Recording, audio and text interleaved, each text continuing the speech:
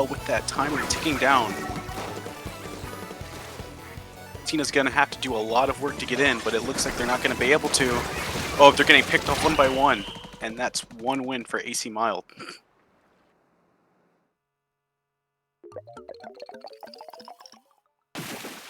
That's a good start for your first round in this tournament. Getting a KO off rip.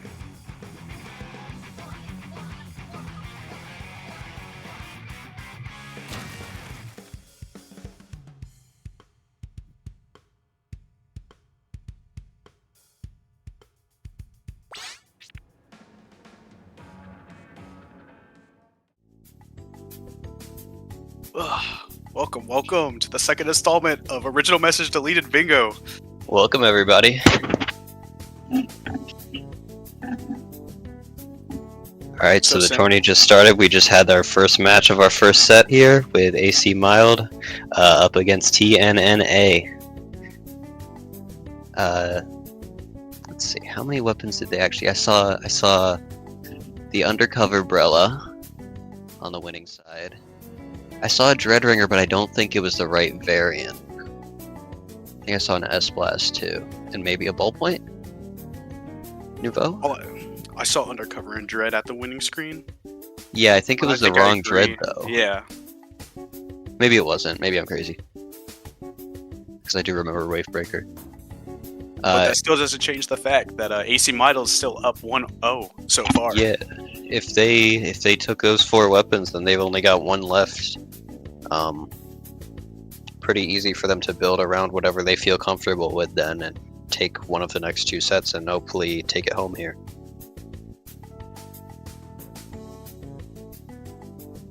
Let's see look if at this next Ira match busting it down. We have Tower Control on Mako Mart. What do you think the teams are going to run? I personally think that Bucket Deco, but if we're looking at AC Mild and the possible bingo they're going for, Decaf? Yeah, I mean, I think Decav's always a strong pick. Bubble on Tower Control is great. Being able to peek around the walls on this map and generally just slide around and kill people at close range is always good. We'll have to see if TNNA tries to switch it up, or if they try sticking to their guns here, going for the same sort of bingo that they were going for previously.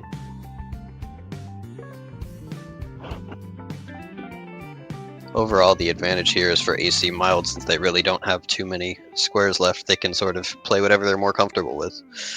Yep, and the more options you have, the better for your comp.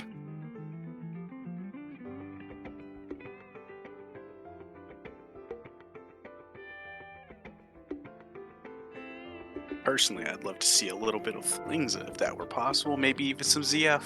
Just based looking on the bingo card.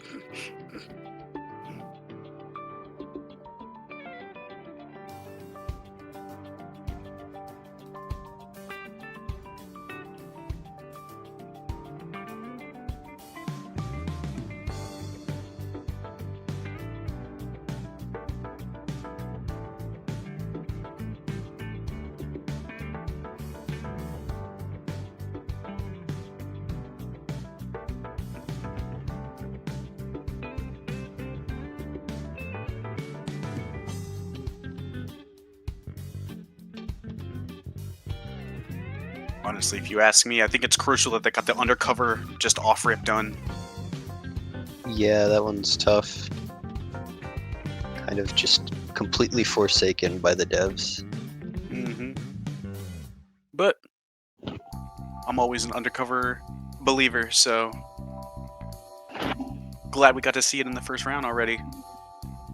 I have a feeling we might see it more throughout the tourney. Oh yeah, that center bingo spot is definitely a crucial part, I feel like. Oh, yeah. And force people to play it because they won't otherwise. Eventually, exactly. We do have that row of 3 Rellas. We actually have both tents in this card too. I think the Sorella tent's more of a possibility than the vanilla tent, due to its kit, obviously. Oh, vacuum could do something, maybe, possibly, if it functions. On that off chance that vac actually does work. Yeah, you gotta hit the RNG roll. Let's go gambling. Dang, aw, dang it.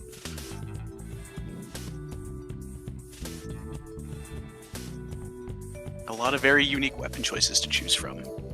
I see that gold dynamo, Dowser dualies, light tetras, even dapples. I didn't even know there were this many weapons. I thought there was like pencil and shot, and that was it. Of course, if there was pencil on there, I feel like everyone would choose pencil.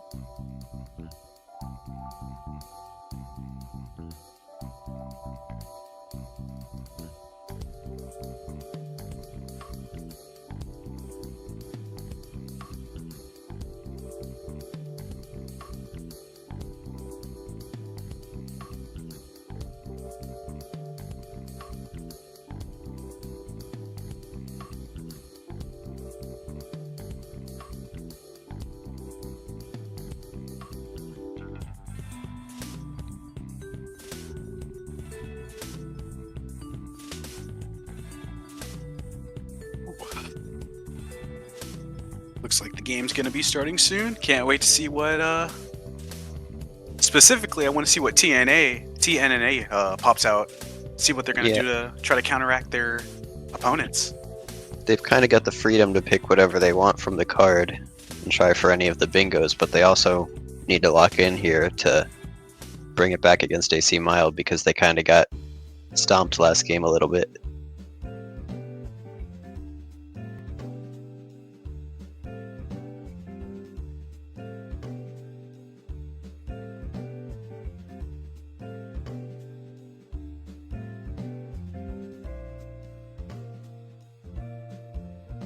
Ira just absolutely busting it down to this smooth jazz.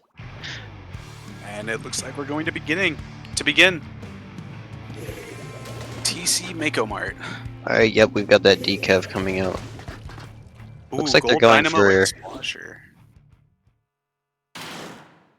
Seems like TNNA's going for heavy poke here. Yeah, AC Mild, actually all their weapons are still from the card. It's just, I think the only two they need now are the decav and the ballpoint. Oh, and the Evo. Dapple gets 2 picks off Dapple just immediately. rushing straight in and getting those two. Looks like they're setting up for a repeat of last game. Correct. Already at the first checkpoint already. Get blasted. Oh, Vax coming out from the side of AC Mild. With a pinching reef slider coming from the Dapple dualies. Ooh, they pick off the Dynamo. That's 2 down already. and Another already pick at right the over the wall with the fall off. Oh, it's not looking good for TNNA. Oh, that's a wipeout. I think it's over here. TNNA were going for that first column with the T-Tech, the Blob, and the Gold Dynamo, but they just couldn't bring it home. Another dominating win for AC Mild. They get their bingo across the standard diagonal, and that's them taking the set.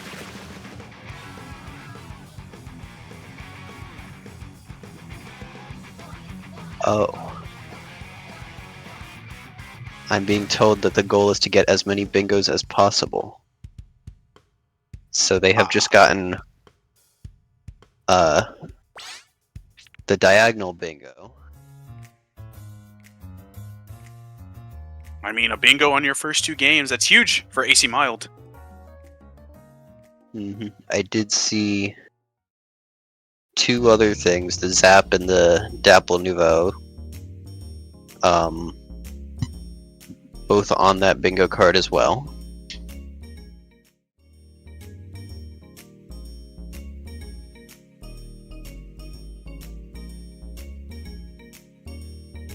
Let's see. I think they might be going for the blackout here. Oh yeah, going for the blackout here would be huge. You just get guaranteed a gold bracket. Just how are they going to achieve it? I think it's more realistic that they're going to go for the bottom row here, since that the blue dapples came out. Yeah, it seems like, I mean, they've got the Dapples really solid, doing a lot for their team, so I think they could pretty easily flex to those other 2 dualies. Oh, absolutely. TNNA just weren't expecting that off-rip Dapple's forward pushing to get 2 picks already. It's over as soon as it started.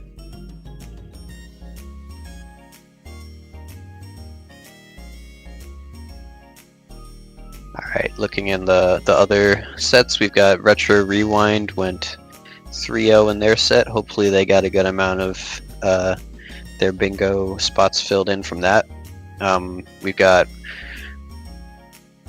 1-0 for Yuri Supremacy. So Turtle Cats still have a chance to bring that one back. And 1-1 Beans on Toast versus Astro Hate Club. I mean, I kind of have to root for Astro Hate Club. Oh, of course.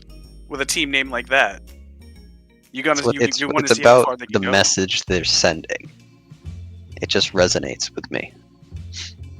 I agree with that.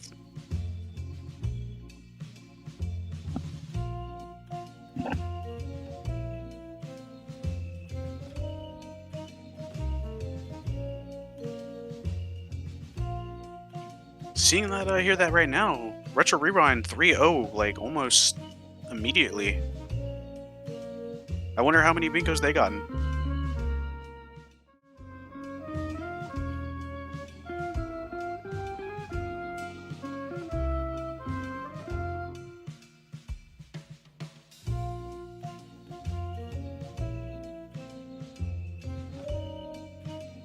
Let's see here.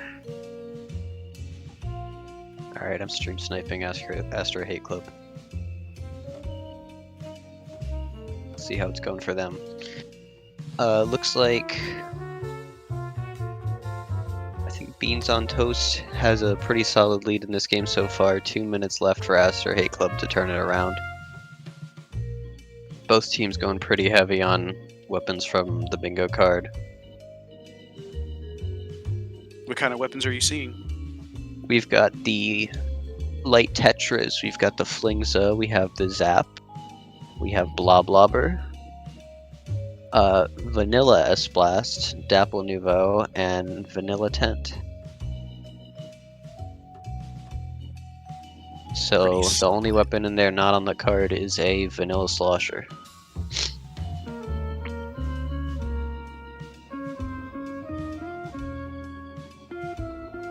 Well, since the next map is Rainmaker Scorch Gorge, I would assume they would go for more poke heavy comp to deal with that Rainmaker push.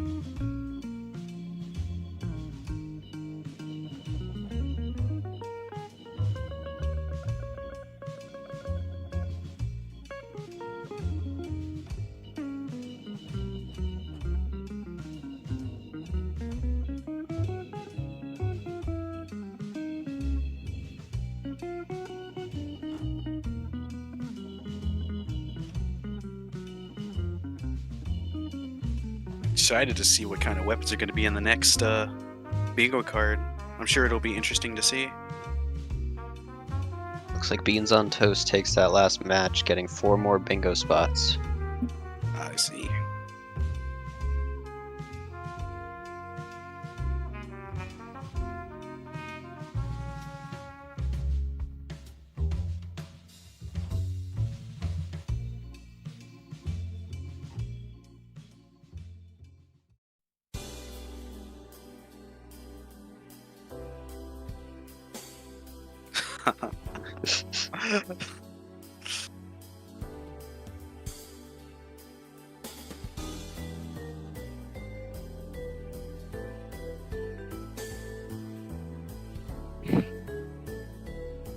Yep, looks like the Speedy Grandmas are off to a race for Beans on Toast.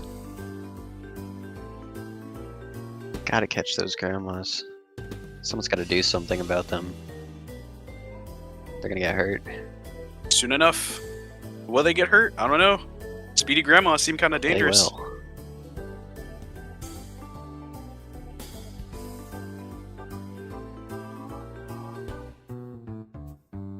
Alright.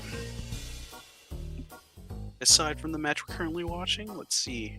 Yuri Supremacy is 2-0 over Turtle Cats. Yuri Supremacy.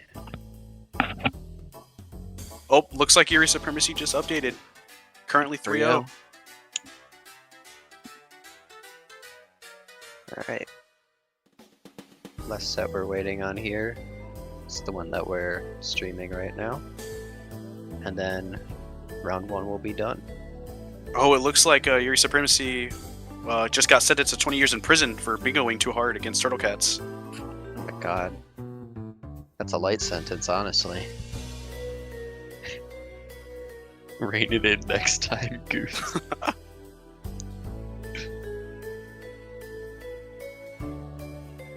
All that's left to see is how AC Mild and TNNA go off. TNNA really needs to bring out a strong comp here for this next game in Rainmaker Scorched Gorge.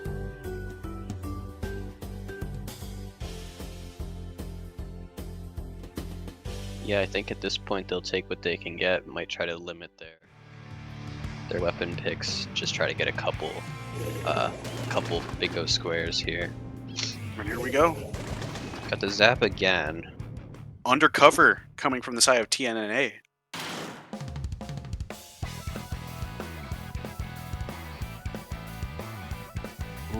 I don't see well string, so they just chose that because of the mode, I guess. Fair enough.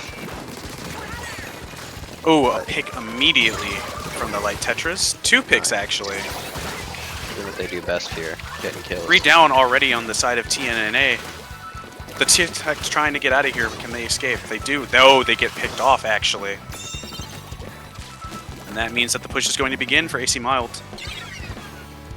Stopped right before the check, though. That should buy them some time.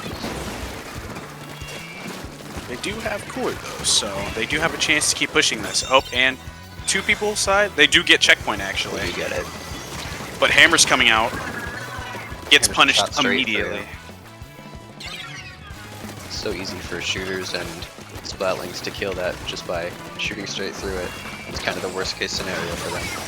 Exactly. And here comes the Reef Slider. Kills the Rainmaker. Rainmaker plenty far up, but dead to the Reef Slider. There is 3 down, so they do have a chance to push this back up. Yep. Hopefully with some specials online here they can start taking some space, but they lose all 3 of them and the Rainmaker. That's a delayed wipe there. Just continuing the domination on the side of AC Mild. It's going to be a bit tricky to push here to the pedestal now that they have some members back up for side of TNNA, but with the T-Tech going down, they begin the push. Ooh, but the Undercover gets the kill. That's one, oh, the Well Stringer got it instead. Yeah, the hardest part of this map is just getting that last 20 points that you need to knock out. It's a real battle trying to get up this last hill in their spawn when they're all coming down with spawn armor, constantly respawning. Looks like TNA decided to reset the Rainmaker. It's a good play. They have to send at least one person back to still mid now. holding their space.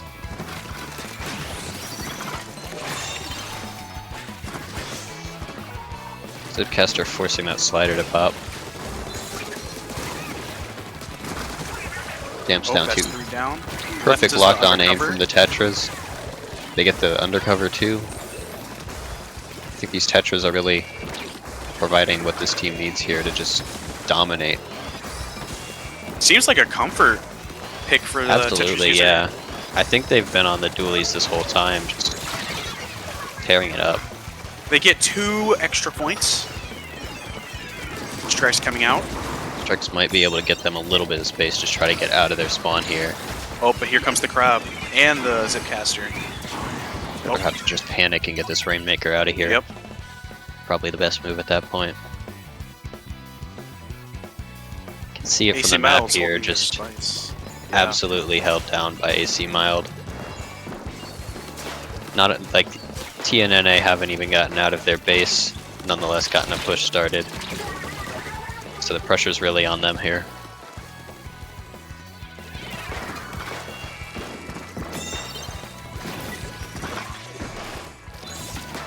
Looking to go for a second round, but the Hammer comes out. Does get the Rainmaker with the Hammer. Sort of crazy skirmishes going on here. I don't know how a Rapid got in the Oh. middle of their whole team, but they are able to jump out. And that means that they have strikes for when the TNNA push.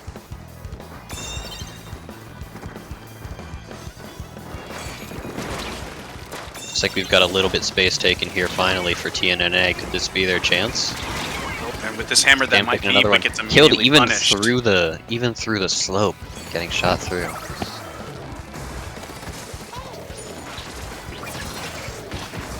Crab coming up from Crab mid in a to kill great the spot Rainmaker. here. Great visibility on all their targets. If you're on the side of AC Mild, all you really have to do is just hold your space here. Yeah, they've got it easy here. Not a lot of work they need to do, really. Just keep doing what they're doing. They've already 3 got down. as far as they need to go. TNNA need picks if they want to have a chance at winning this. Absolutely. And with the Reef Slider coming out, Slider they coming do out, kill the it is Rainmaker. able to get the Rainmaker. Unfortunately, they do die. Rapid gets a pick. Push standing on halted their by this sniper. Rapid. Another one down. Good awareness by the Tetris there, seeing that coming. Oh, that's And a 3 direct down. from the Rapid. That's 3 down. I think that seals their fate. Looks like that's game. No way to get to the Rainmaker now. Yep. Yep. Great.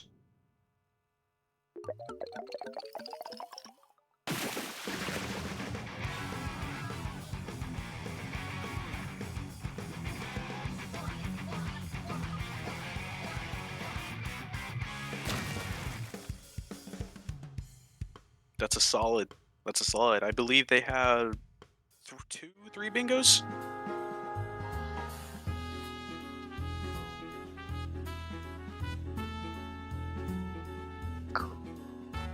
Oh. We're back. Hello? Okay. Hello. I think my Wi-Fi died for a minute. 3-0 sweep by AC Mild. TNNA just couldn't keep up. That's going to put them in a great position here because they were really getting all those bingo squares in the meantime. Those dualies, they were going around. They were really playing well. You can see that it was a smart choice to put them on, especially with this bingo card. Seemed like they were more than happy to play those.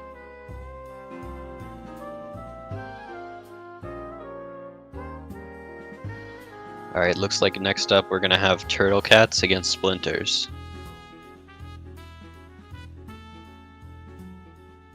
It's like both these teams went 0-3 in their previous round, so we'll see how they can turn it, if one of them can turn it around here, reverse their luck, start This will be an coming back. intense set.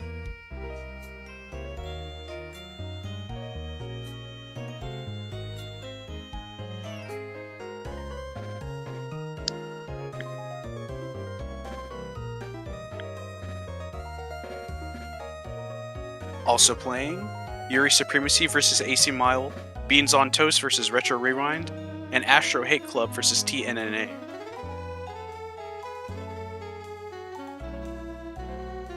I'm interested to see how Yuri Supremacy versus AC Mild turns out. They both 3-0'd their sets. Retro Rewind 3-0'd as well, and they're against Beans on Toast, who went 2-1. Got some pretty good sets going on in this round.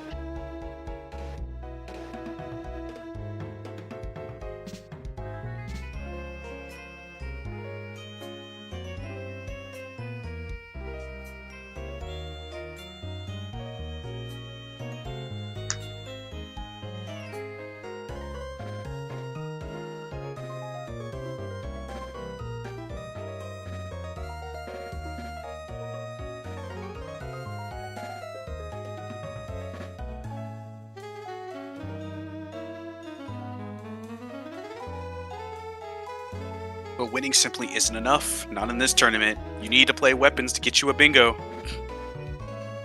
Yeah, I'll be interested to see here if any team is able to pull out the blackout. It seems like some of them are on pace to do so. Let's see, 25 squares. Theoretically, you could finish that in just seven games.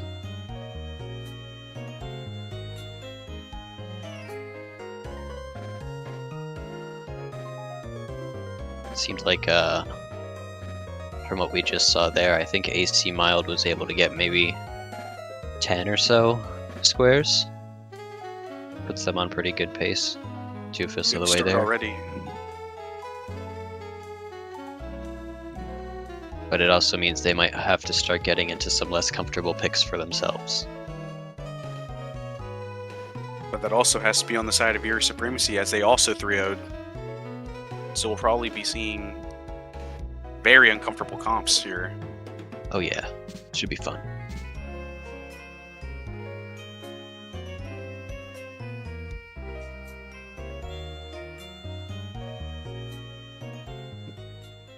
Curious to see how Turtle Cats and Splinters revise their comp. Looks like the next map is Zones on Mahi Mahi Resort.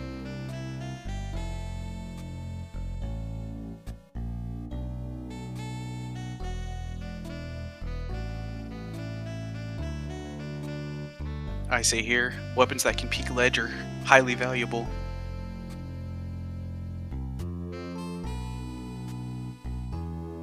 Oh yeah. Dynamo, Stamper, S-Blasts. You could even see Bloblobber. I think if any team hasn't picked Decav, there's a good chance they would see it on this one. It's pretty darn good here on all the flat ground and with the bubble for zone. Surprised we haven't seen Stamper yet. Yeah, really. Huh. Especially with that corner spot.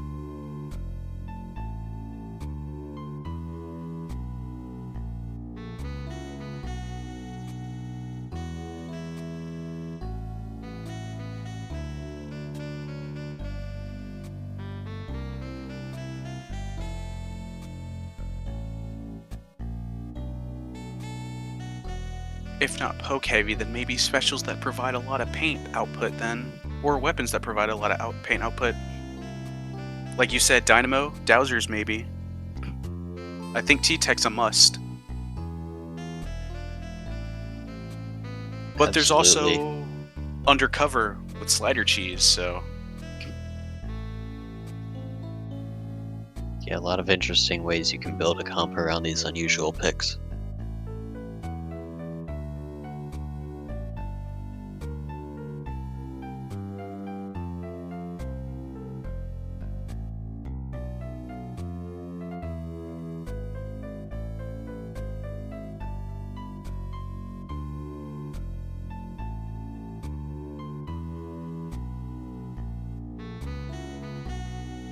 I think a message for OMD is just the fact that you just need to put your leg in the water and just play these weapons that you might not be used to. That's the key. Yep. Just gotta suck it up and get it done.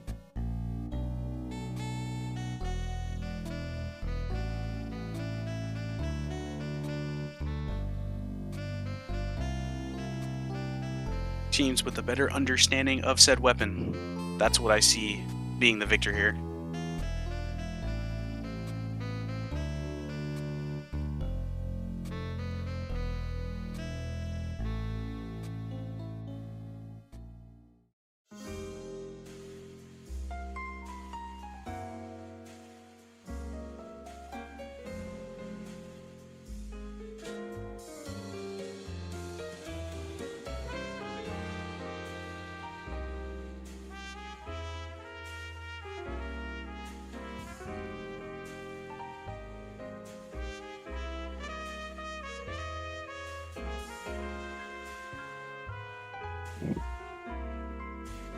Alright, I'm gonna activate my psychic abilities here, and I'm gonna say Splinters, they're coming out with the ZNF, the Sword, the Zap, and the S-Blast 91. Really? I don't know, I just got a feeling, you know? I would love to see if they, if you were able to predict their comp so confidently. Let's see. Oh, wow! What can I say? You were right on the money with that pick. Just good at the game, I don't know. Just good awareness. Hey, Turtle Cats take the zone immediately. Ooh, trade. 2 down on the side of Splinters. Yeah, seems like Turtle Cats are able to get control for now, but not the most solid of holds just yet. They do have someone behind the enemy right now. Striker's able to stay alive there. Just hold up for as long as they can. These strikes come in and try to take it back. Looks like it's probably working over there. Splinters gets another 2 down and they're able to cap the zone. Got a crab online here. Just trying to scare away this charger. I've seen S-Plax do get the T-Tech. They able to cap here? They might need to look at the zone a little bit. There they go. Seems like teams are a little scared to pick the Dread D, opting for the vanilla one instead, even though Dread D is on the card. Oh, do they assume that it's just variants? Or both variants? I think Dread D is just a bad weapon. And Vanilla Dread is a good weapon. Oh yeah, for sure. You're always going to pick Dread Vanilla over the D version.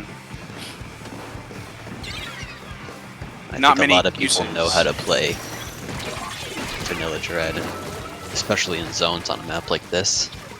See the slider value coming out there even when they're not 3 down, that's a cap. wipeout from Splinters. Looks like they're going to have to come back from here. All the way in the base, Turtle Cats pushing them fully out. What you can really do here is wait for your cooler and try to get a new push going. They do kill that Dread. The strikes do coming out to take more space. Ooh, killing the nice bucket. Kill here from the Zap.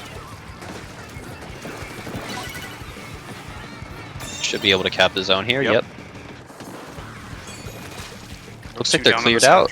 Splinters were able to turn it back around and take mid for themselves.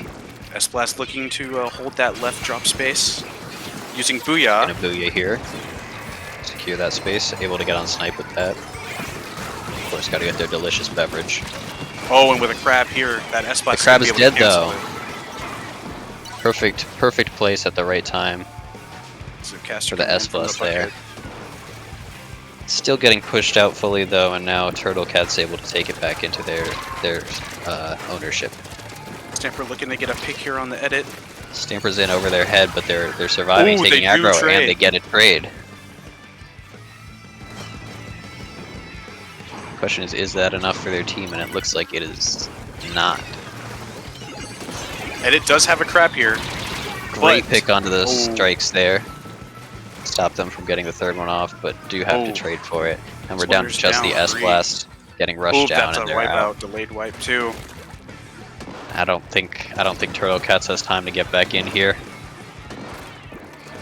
No, they do not. No, so that's the game. Or sorry, that's the game going to Turtle Cats.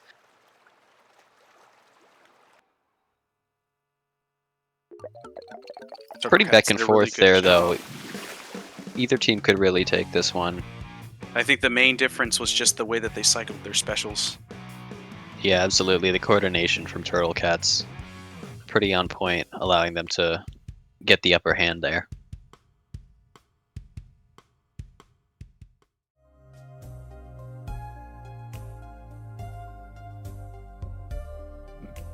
Looks like Turtle Cats can mark off 4 spots on their bingo card now. What do you think Splitter should do to counteract? Ooh.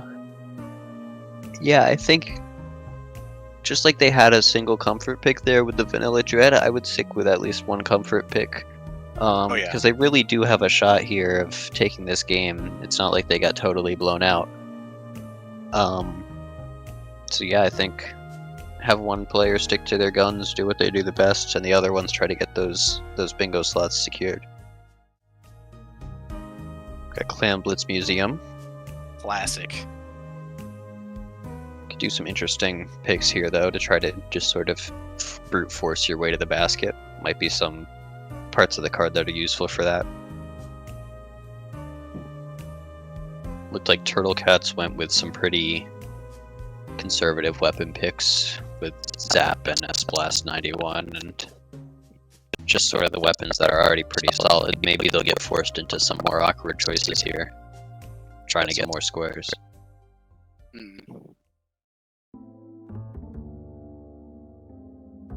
Maybe even possibly a tent pick. I don't know if any player on Turtle Cats play tent, but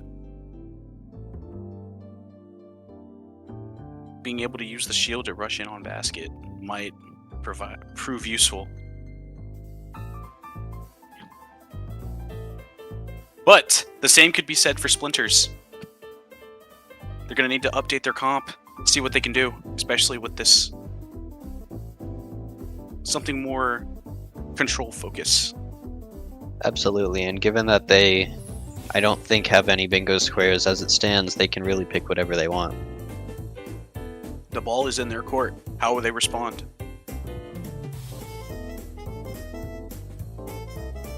But this is a very close set, so they can come back from this. They've proved it in that zones map that they can definitely take space, get those crucial picks, and run it down. I think we've got the same comp coming out for Splinters here. Just trying to get those. They seem decently comfortable on these weapons though, so it's a good 4 squares for them to go for. Turtle Cat's having to switch it up. I think the head's the only weapon not on the card from them. Ooh, 2 down from the side of Splinters. 3 down, actually. Early lead here for Turtle Cats once again. They're going in hot. Just got to sort of figure out their economy situation. With that decav going down, they're not going to have bubble to maintain their push. Yeah, this might be able to stop it in its tracks. Ooh, Charger getting nice a great pick there. Cooler coming down from the side of Splinters. They're going to use this to push. Don't know The Charger's going forward, actually. how many of their teammates actually grabbed the cooler, but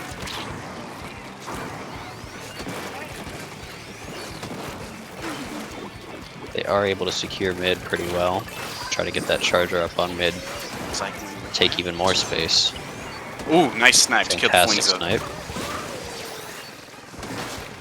But that bubble is really stopping them from getting any further. And the Zipcaster finally sort of shuts it down. Their anchor gone now that I think they have no choice but to back up. Warner coming out from the side of Turtle Cats. Their Sniper's going down, as well as their Zap. Great turnaround here from Turtle Cats. Chargers still doing their best to keep them. Ooh. And a surprise shot, I think that's a direct from the S-Blast. Great there. But the Flingza coming out of nowhere keeps the push alive. Killing. Killing. Keeping it going once again. Oh, Another one. oh wow. This is just a killing mayhem.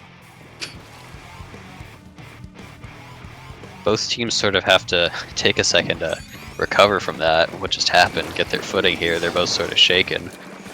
It seems like Splinters are a bit quicker to act and take mid though. They've got the strikes here, push them out. What Counter can push kill the coming in from Charger? Turtle Ooh, Cats. That's 2 down on the side of Turtle Cats. 3 down. They can. Doesn't quite work out and they're down to just the head it. Oh, the Trying head. to rush it on Ooh. the block here, unfortunately. The 3 greed down gets the best of them. simultaneously. Just the S-Blast. They're still alive, killing the decav. Oh, but it. Oh, Almost. almost got it. 3 people shooting them on their little feet. Oh, but it looks like the Flingza. Flingza, maybe? Flingza Gaming?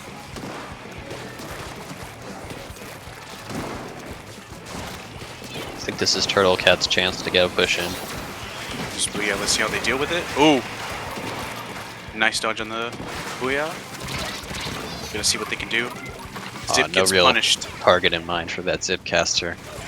They're just sort of sitting duck once they zip to the ground, but they But, do get their teammate in with that distraction. A bubble that under bubble, they're gonna basket jump. I don't think is close enough, so yep, but They there do they get still it get in. the score. first few points on the board go to Turtle Cats. A couple more from the Flingza. Oh, they get that great pick over the ledge. Oh, they throw the clams, but there's no one there to claim I them. don't think there's any way. That said, they are still pushed up very well here. Stamper's Seems to still fighting be a going in their 2v1. favor. 2 picks, only the flings it down for them. Oh yeah, if they want to keep this push alive, they have to take control of a Splinter's spinner. They've already got a power clam ready too. Looks like they'll have another one in a second, possibly, if they want one. The bucket's looking to Just zip going pass, for maybe? these angle shooters.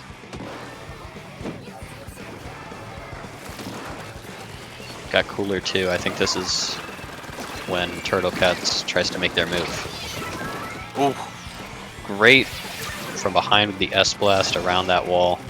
Scaring everyone away with the Booyah. oh, but the Booyah gets caught on the sign. Unfortunate.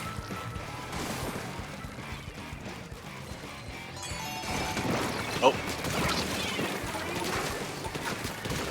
Real aggression coming out from this slosher here. Just clearing everyone on their own. and with the bubble And the coming out, bubble's they're up. ready to go. With the jump coming in. So we've got another opening here for Turtle Cats to score some more. They seem kind of scattered though. The Oh, decap is gets able to get one. gets Decap two. gets 2. No more clams, but they're still just living up here on their plat. It almost looks like it's Turtle Cat's base, but it's not. If Splinter wants to do something, they got to do it now. But that decap is Kept getting a another. menace. And they're cooler, they're coming straight back in. Oh, but that's 3 down. I think And that's a it there. wipeout. Turtle Cats takes this one as well. And that's 3 more bingo slots on the board for them.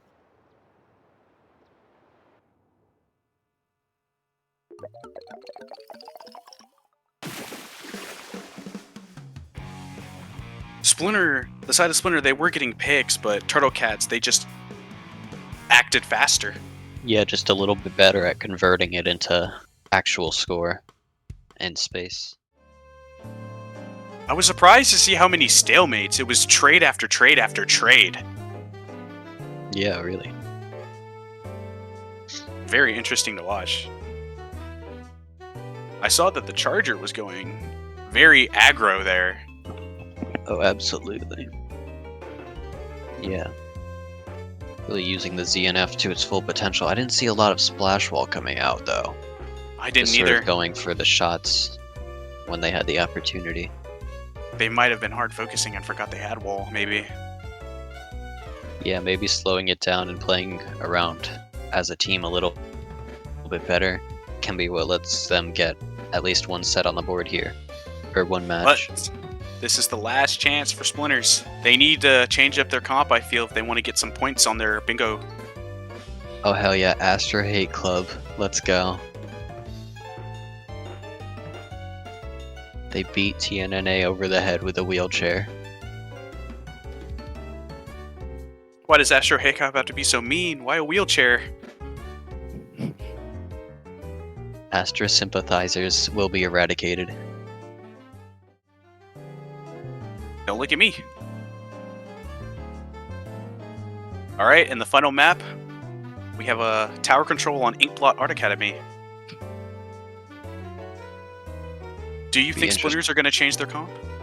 Yeah, it'll be interesting to see if they just stick to their guns, because they are playing strong weapons, and presumably weapons that they know how to play. It sure at least seemed like the Charger knew how to play theirs. The Decab as well.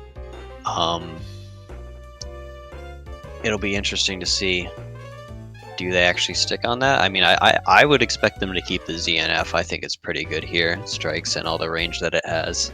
Oh yeah, especially on tower control. I think S-Blast 91 is a great tower control pick as well.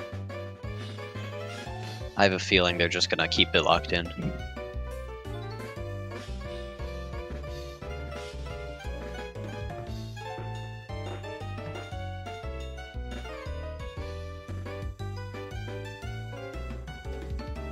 Still a little sad. Oh, and here we go.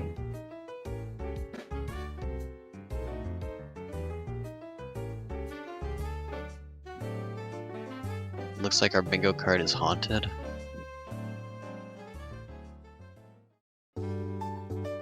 Oh dear. Looks like there was a message from the another dimension.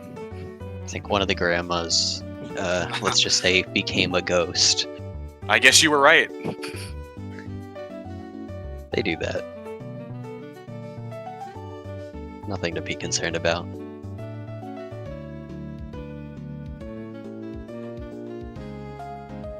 But if there's one thing you don't have to be concerned about, we got more Splatoon on your way soon. Oh my god, so much more Splatoon, so much more bingo, so much more OMD, so much more night. Just wacky comps in general. Ira's gonna be absolutely destroying it over there for just the entire night. She's gonna be sore tomorrow. Another update. Retro Rewind beat Beans on Toast 2-1. Both teams able to get some spots on their bingos card. Uh-huh. Yuri Supremacy currently 2-0 over AC Mild. Oh. The game begins. Seems like Splinters are just gonna stick with it. You might as well. Yep. No real reason not to. Turtle Cat's forced onto... I think that's only one weapon from the card. Which is Brella. Yeah, I meant Brella. Yeah, Brella. I see they're going for comfort picks here then.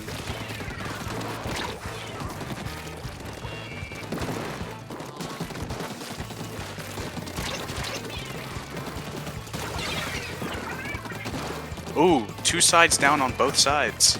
But Splinters are pushing tower. Yeah, it seems like Splinters might have been coolered up there. Came back really fast from that. Drake's coming out to Strikes delay can the tower stop it path. just for a little bit.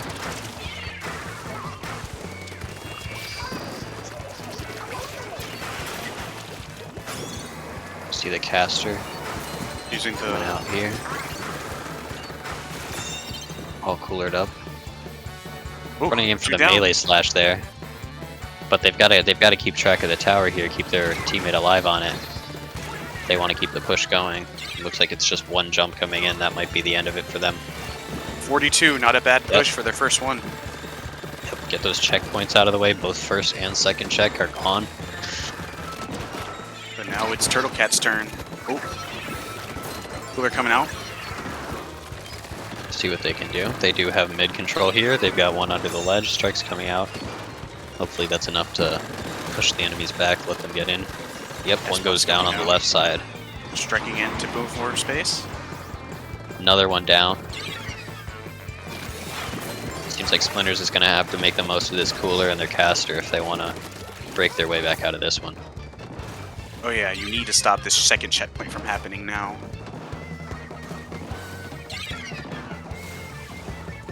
Tower dancing one more point, but no. Oh, they don't get it. Wait a minute. Almost there. How did the Brella die? I guess they got shot from behind. From the S-Blast. Even though they landed with their shield open, it wasn't enough against 2 people. Brella, the most consistent weapon in the game. Booyah coming out as well as a zip.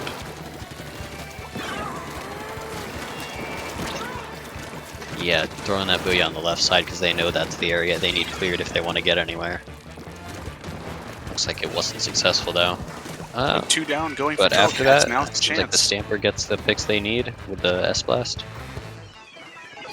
It's left to just this head it and Flusher up in bats to sort of hold. Ooh, but the Brella gets caught in the strikes. Splinter's trying to extend their lead a little bit here. Get some more points on the board. This headed is holding their ground. Headed doing their best here. Oh, Gets another 2. one on the jump in. 3. Another one. I think the headed just got them out for there. Yep. Alright, it's on Turtle Cats now. Use what they've got. All this space in mid. Important fight going on over right here. It ends in a trade. You do have strikes for space taking. They are going to use them. Try to take that left side. Flush are able to move up a little bit here with the strikes. Another set of strikes coming in. Is it enough to get the bats? Oh, a Nice bomb roll read. from the bomb. tower, slowly inching closer. They don't have that second checkpoint, so they do have a Turtle chance Cats, to get I lead. think they're able to get this last pick that they need. Both enemies weak though. Yep. They throw strikes to give more space. Two sets of strikes being popped here. Just absolutely blowing everything up, and that's the lead for them. Yep. Oh, and the push continues. Turtle Cat's back in their groove here. They're looking for the KO. They want it. Oh, but Nobody's on tower. Not quite. Alright, Splinter still has a shot. With near 40 seconds remaining, they need that space. Yuri Supremacy.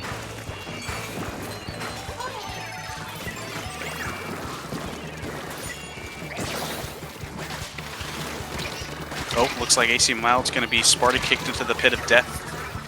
Just another not quite effective enough caster there. Zuka coming out, down they to do get a Zuka. pick. Just getting rushed down though, so Splinter's still extending this push, keeping it on life support. Yeah, if you're Splinters here, you need to target the weapons with strikes. Yeah, we do have the strikes coming in. They have to get on the tower. They doesn't seem like they're going to be able to. They can't. And they don't. Wait, they still could do it. Splinter still has it, still has it. Still alive, still alive. The dream is still alive. With the Booyah coming Bomb out. helping to clear. Just up to the S-Blast and not quite able to keep it. Real close game, both sides sort of trading the lead back and forth, but Splinter's just not able to get it there at the end. And that's the 3-0 for Turtle Cats. It's one more bingo slot for them. Turtle Cats found their groove at that end push. Yeah, all it takes is that one nice push for them. Though they only do get only one spot for their bingo card.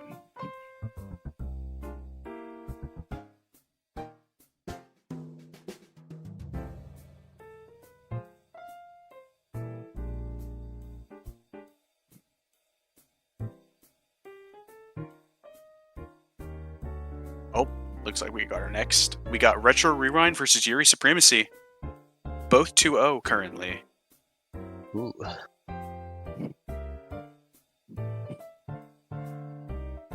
Yuri Supremacy actually 6-0 in games. Retro Rewind 5-1. Shaping up to be quite the set.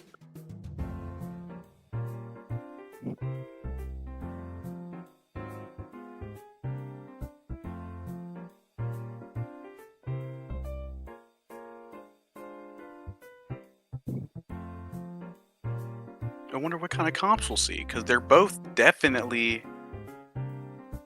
They definitely have spots taken.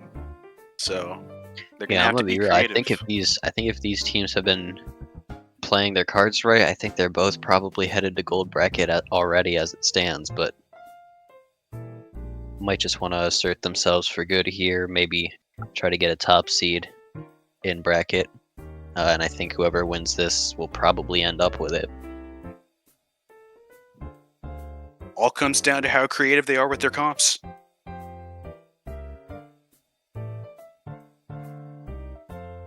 Might be scraping the bottom of the barrel hit here for their comfort picks, so might get to see some interesting stuff.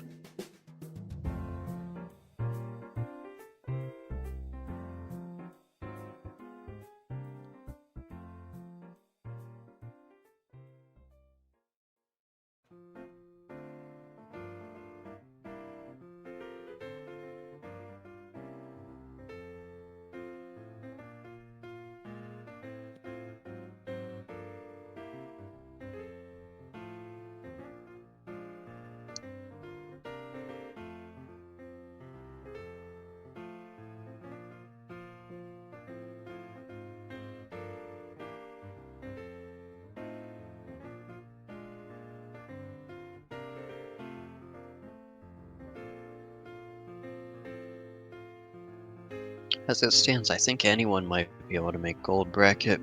You just get enough bingo squares in these last 3 games. You might just be able to squeeze it out.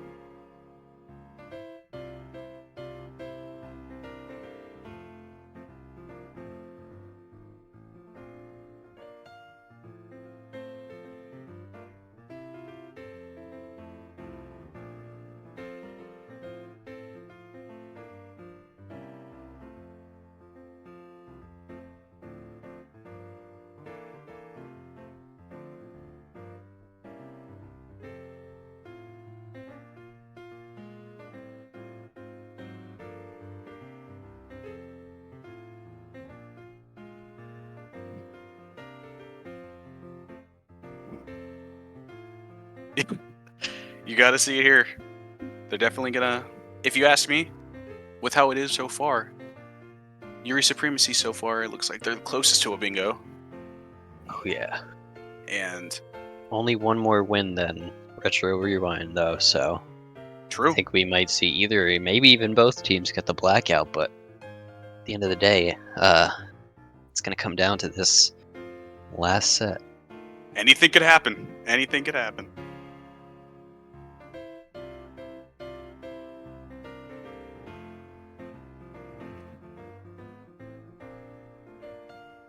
As well as the other matches going on, we got AC Mild versus Beans on Toast, Astro Hate Club versus Turtle Cats, and Splinters versus TNNA.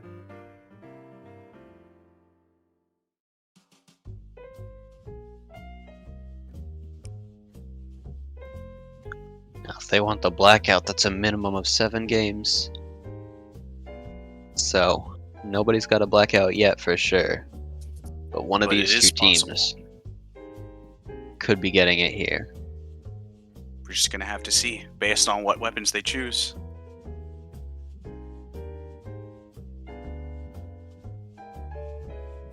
Kind of gets you excited to see what they're gonna run. Oh yeah. Especially these are good teams. We'll see what they can do with what they're given. An absolute nail biter to see who will get the first blackout bingo. My nails are gone.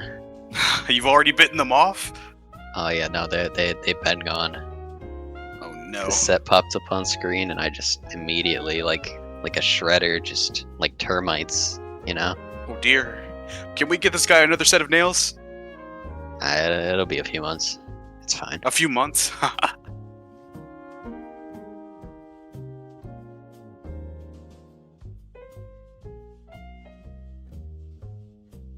Yeah, you haven't been already? Hold tightly onto your horses.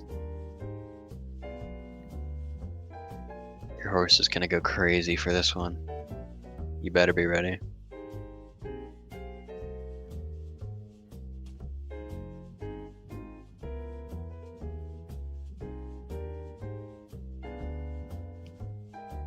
Not gonna lie. Nice. Nice to be able to just sit on the couch and just watch these intense sets.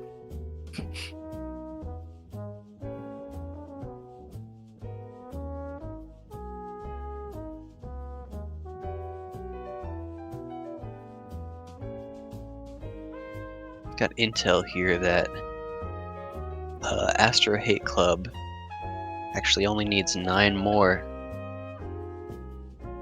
9 more Really? bingo 9 more? squares to get the blackout. Oh, really?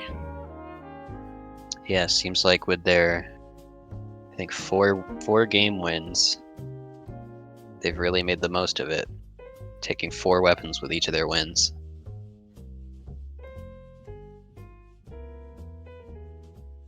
Could possibly mean that they have one player can constantly have a comfort pick.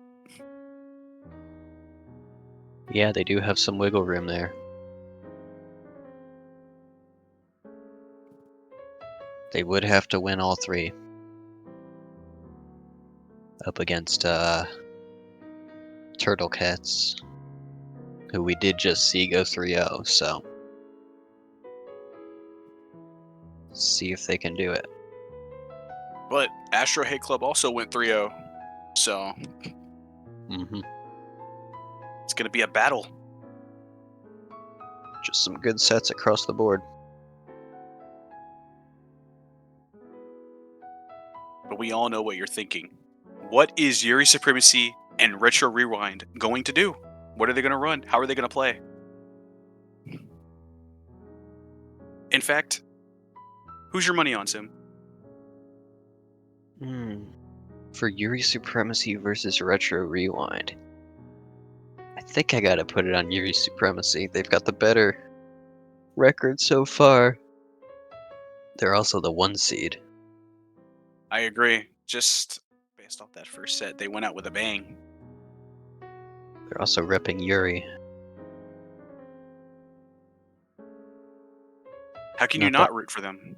Not that I'm the biggest Yuri guy myself, but I can respect it when I see it. but I cannot say that. Retro Rewind, gotta give them props. They're here, they're ready to go. They want that bingo. They want it, and they could have it here. Looks like we Very well got zones. could fall into their lap. Zones on Mako Mart. Classic map. These are one of those maps that turn into a real neck and neck fight. Grandmas love Mako Mart, dude. They always find the craziest deals.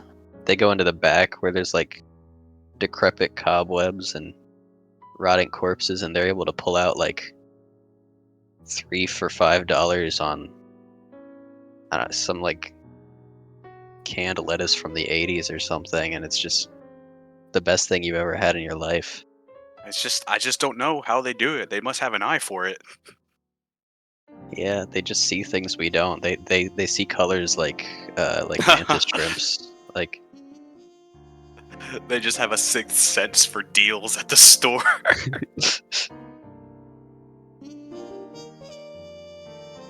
it's like Hey, how if they have birds can measure the Earth's magnetic field to tell where they are. Grandma's just sort of magnetically attracted to fantastic Costco purchases. I'm gonna have to go under a training regimen. I'm gonna have to have them teach me. I need to learn the way of the deals. Live with them for years in solitude.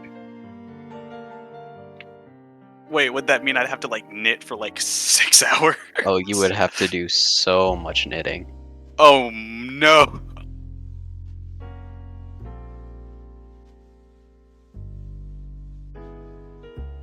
Turtle Cat's able to take the first game there. Looks like shutting down any hope of the blackout for Astor Hate Club, unfortunately. But we might be seeing a blackout from this set here right now. Actually, I think we could possibly see two, but Go. Ooh, Would we be got the unlikely. E-liter scoped coming from the side of Retro Rewind. And Pencil coming from Yuri Supremacy. Pencil. That comfort pick in on both sides. S-Blast is looking to take a right stack, and they do take the mini Great down. pick there. Sort of shut down, but they do have a bubble in zone. That's all you need on decav.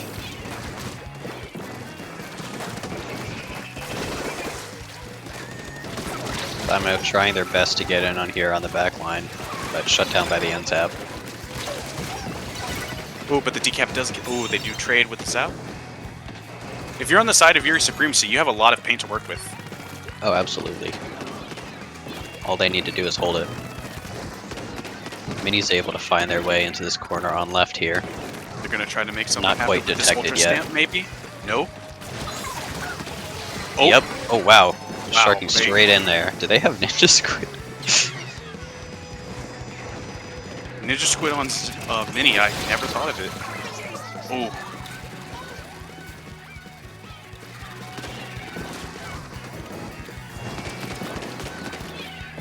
Sneak this Dynamo into the corner. See if they can get some surprise picks, Ooh. but the other Dynamo able to shut them down. Got their Dynamo chumps said, ready. I don't care. You're behind something, I'll just hit you anyway. Setting up chumps, they can probably cap the zone here, but if Retro Rewind plays it well enough, they would be able to shut it down just as they do. Taking closer to the lead that Yuri Supremacy had. Yeah, it seems And like it looks Retro like they will Rewind take it. now on the offense side. Yuri Supremacy having to push their way in. Ooh, bubble on the decaf. 2 down. It's not looking good for Yuri Supremacy. Chumps coming out.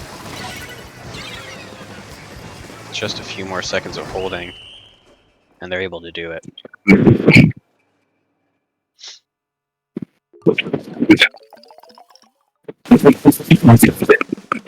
Oh my god.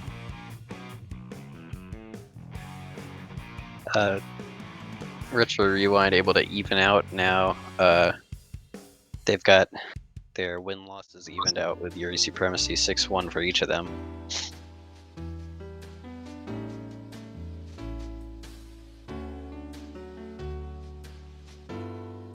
But it's all about the bingo squares. It's not about the win rate.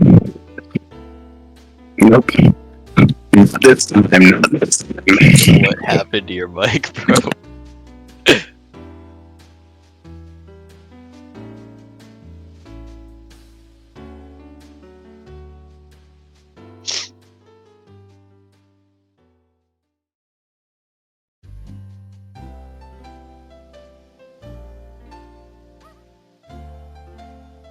Still a good game there.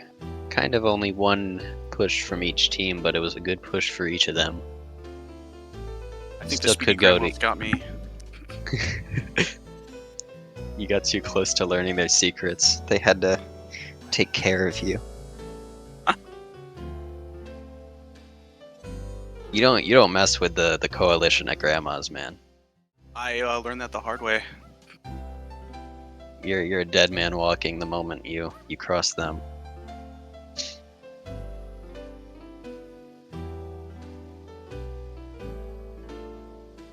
This is a wake-up call for Yuri Supremacy. They're gonna have to lock in for this. They're speed reading their Yuri right now to gain motivation. Honestly, it's a good thing they got probably the worst picks on the bingo card taken care of, like the undercover. Probably, yeah. Seemed pretty smart of them to get that out of the way.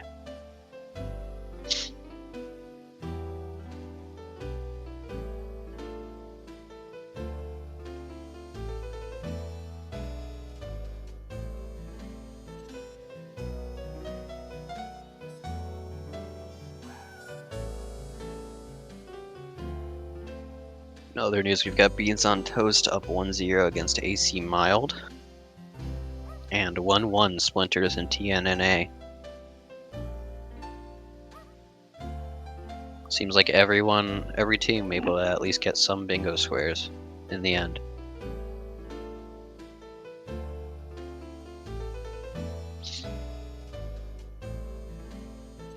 There's no better feeling than getting a bingo card here.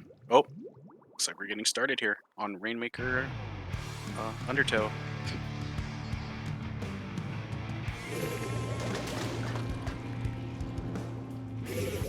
Once again on the pencil and the shot too.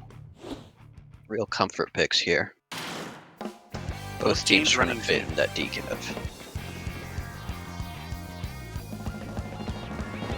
We've also got the mini and Flingza and the blob for bingo squares. Cooler's already out. That's the advantage of switching that pencil. Decap coming off. 2 down from the side of Yuri Supremacy. 3 down. Almost able to make a push happen there, but just shut down by the stamp. Now, unfortunately for them, having to head on over to the defense. Oh, That pick right before the bubble is able to come up is great for them, though. And with the rain going onto P leader, I think that's able to stop it there. ooh, what a flick. to Surprise get that Zuka. kill. The decav surprise, though. Decav's going all the way around into their spawn. Taking it. Really trying to do Space this. is huge, but gets punished immediately. Shut down over while everyone knows they're coming, unfortunately.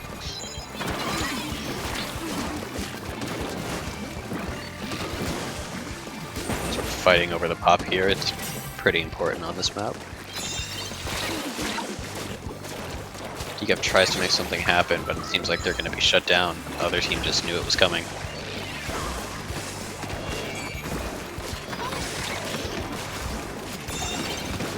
Decap looking, does get the pick Bubble on the just- Rainmaker. Taking that space. Sort of uncontested there. But unfortunately, not able to convert it into a further push. Yuri's Supremacy now seems like they can make something happen on the left side. Dodging that E-leader's P-leader making sure. shot.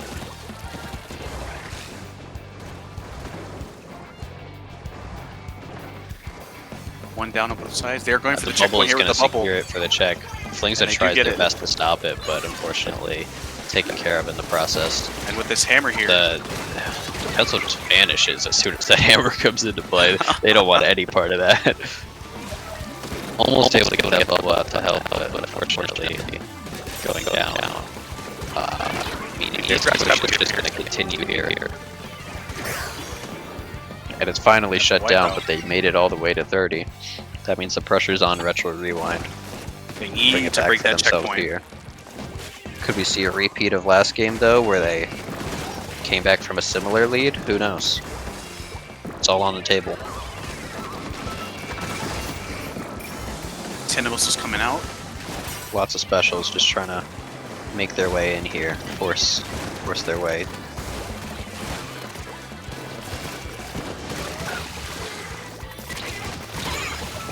Two picks there. And the Flings really play them like a carbon when they need to.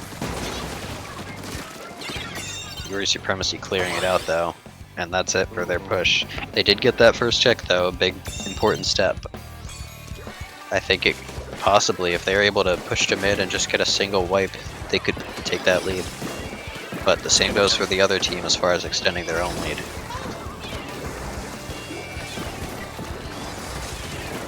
I think if you're on your supremacy, you know you have space. You know you have time to just. Blob killing the stamp. Amazing aim. Never seen Seems that like they before. know how to play Blob.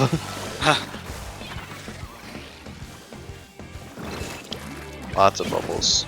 Really important here for holding as much space as they can.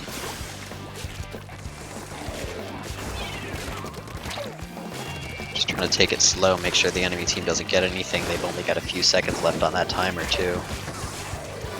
Doesn't seem like they're going to be able to push. The best they can do here is not kill their teammates.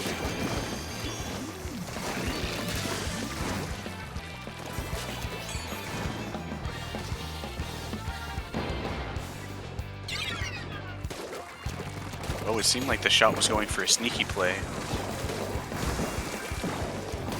Blob doing a fantastic job of just playing absurdly safe, annoying, Rain coming out. but effective. All they have to do is shut down one or two more pushes and the game is theirs.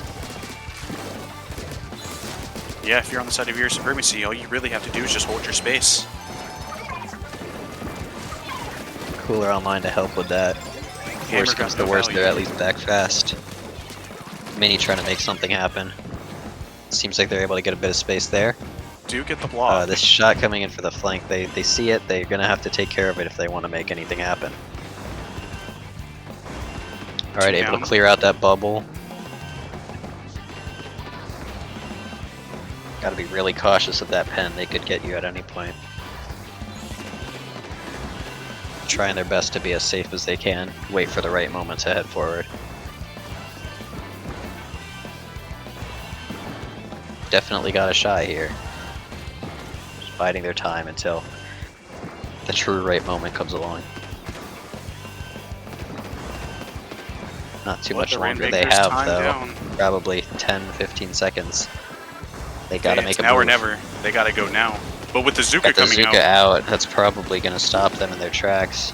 and Rain, Trying their best but not able to do it there, just weren't able to get a final couple kills that they needed to really make that push happen at the end. Which means that Yuri Supremacy is able to take that one. So we've got a 1-1 set here between our two best teams. very close game. Very close. It's possible that Yuri Supremacy has the blackout by now, but it seemed like they were playing somewhat to comfort picks, so maybe, maybe not.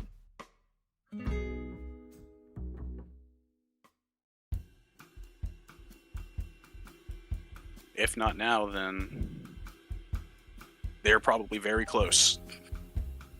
Yep. So this last set might determine whether a team can actually get the holy blackout. Looks like Splinter just got the bingo over TNNA.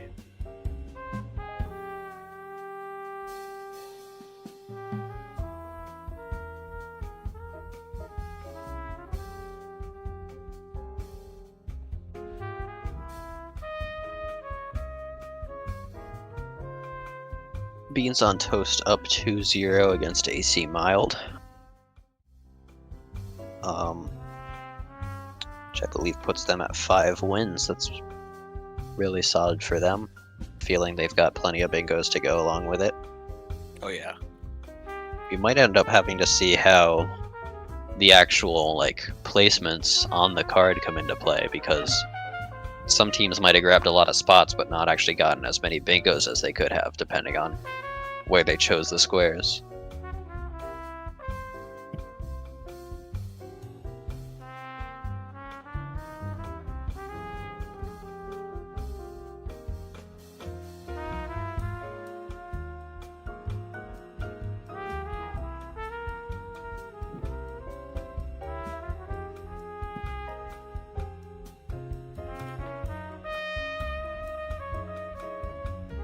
Both teams up 1-1, but they don't have a lot of spaces left on their bingo card, so they have to fit them in somehow.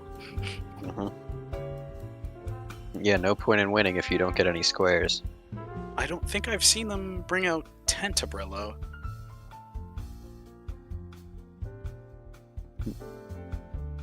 Or BP.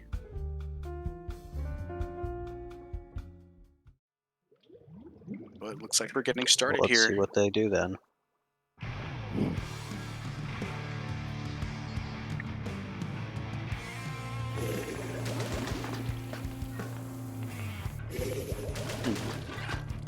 I have a feeling they already have those weapons. But who knows? Opting in for the decaf still, Stamper and ZF and Zap. Yeah, it seems like Retro Rewind probably going for those same slots from last game that they were trying to go for. So I'm assuming they don't have at least maybe the mini, maybe the decaf. Sort of a bloodbath here for Retro Rewind, getting wiped that's out a wipeout. immediately. Real fast, got the clam coming in, got 7 more clams under the basket waiting. This is a really strong push here for Yuri Supremacy. And they Already do have down to control 50. of Dome. Very huge space to claim. Ooh, more clams coming in. And the cooler. Retro Rewind's really got to lock it in here. It looks like they might be doing so, though.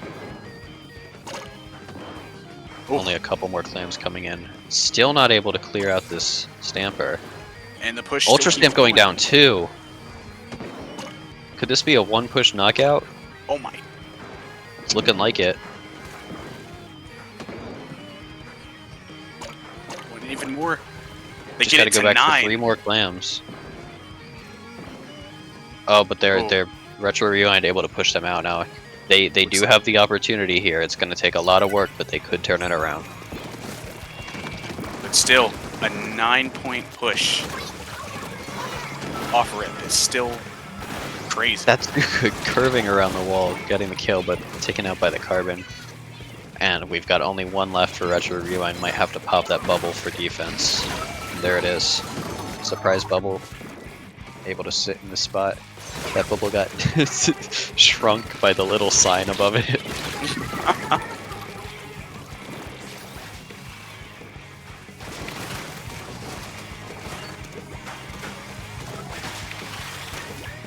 Not quite sure what to do with this caster because their teammates are already cleaning everything out. See if they can bide their time, wait for the right opportunity to make a push happen. Because they really need to make something big. From Retro Rewind side.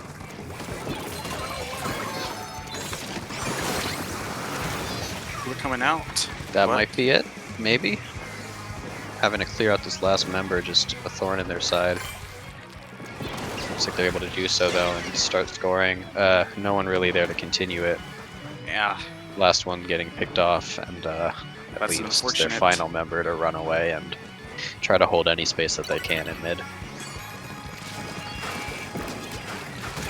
Yeah, if you're on the side of your supremacy here, you're really comfortable with that lead. 2 for the Stamper there, great strafing. Charger's gonna have to do their best to hit their shots here if they want to keep them out. They're gonna have to reclaim space here if they want a shot at getting back. Decap gets picked off by a bomb. Your Supremacy saying, no, we're taking this game. We're gonna score another one here. See if they can get the knockout again on this second try. Nope, looks like the stamp able to push them out. Zap's forced to jump out. And that push is over as soon as it started. They do get a little bit off of their penalty, making their push more lively. If they do get a next one. Retro Rewind started having to play really safe here with this bubble pretty far back, really trying to set their team up. Just take any space that they can get at this point. Oh yeah. Taking space is crucial here.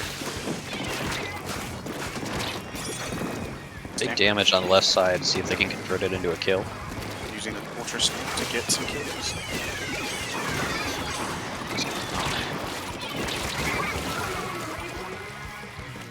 Three down. They're getting Seems like Yuri's Supremacy once again all the way up in their spawn. They're just so quick at taking space once they get an advantage, and yet even once they get turned on like here, they're able to back themselves up and keep themselves alive to prevent it from going too bad. Their penalty is slowly inching down. One more good push would solidify it. But with two members going down, this might be the chance for Retro Rewind to make something happen. They're really going to have to start making a move here. Charger's down though, so could be what they need to start getting the in. Stamper's moonwalking as best as they can. They need those picks now. Two down on the They side, do get three down. two.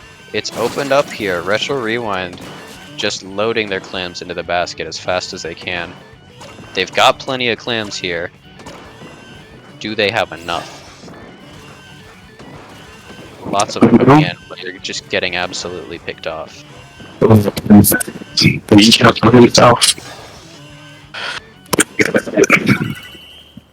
And that's the game there. Going to Yuri Supremacy. Retro Rewind had a great push, but it's just not enough.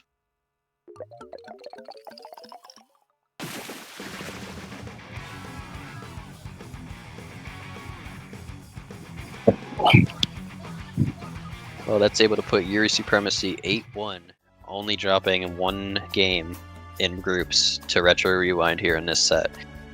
That gives them a pretty good shot at that blackout, assuming they were using their squares right.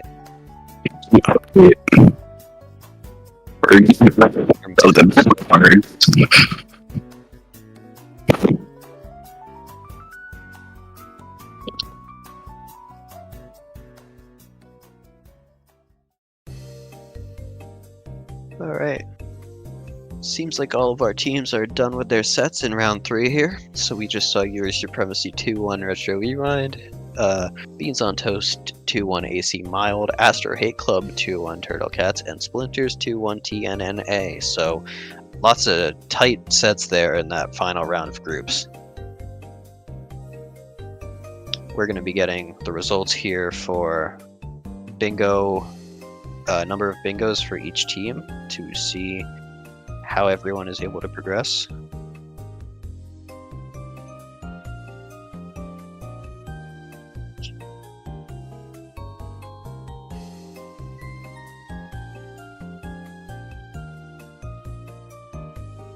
Alright, we're going to be counting up those bingos and we will see you guys for bracket.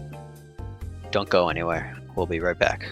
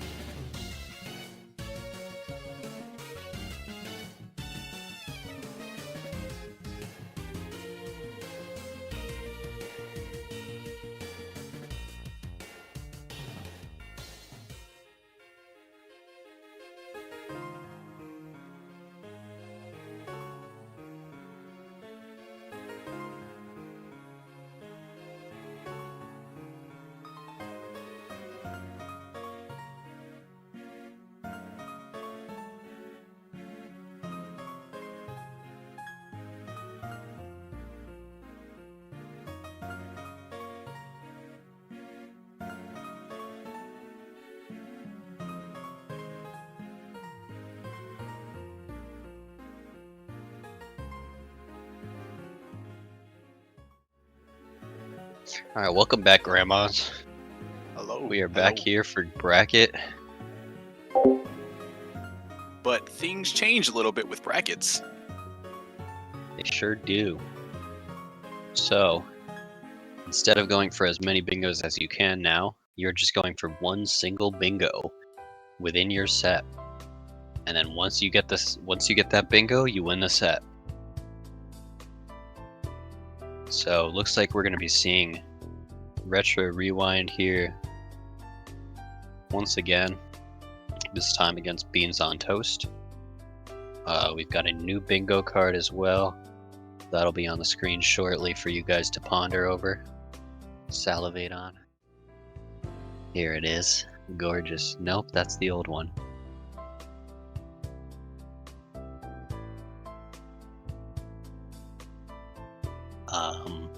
That one is Yeah, old so- news.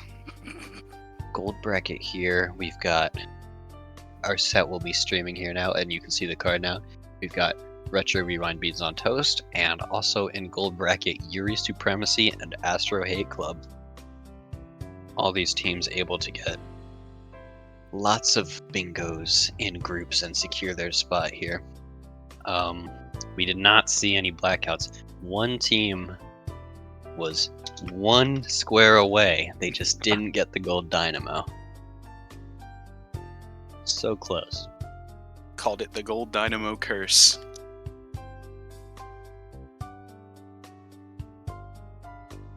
But of course they were able to make bracket off of that. But Like- now, it's going to be interesting to see because 9 now bingos or each something. team is going to have to stick to a specific path if they want to win. Yep. Really got to lock in for just the single set and get one bingo if you want to win it. No more going widespread for everything that you want or anything.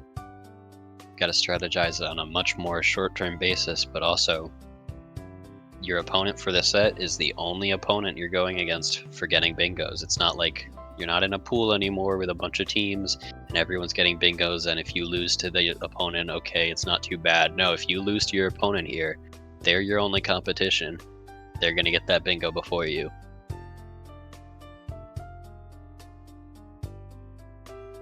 So the only real question is how are you going to do it? How are they going to do it? That's what we're going to find out. I wonder if anyone plays Goo. They'll be quite happy.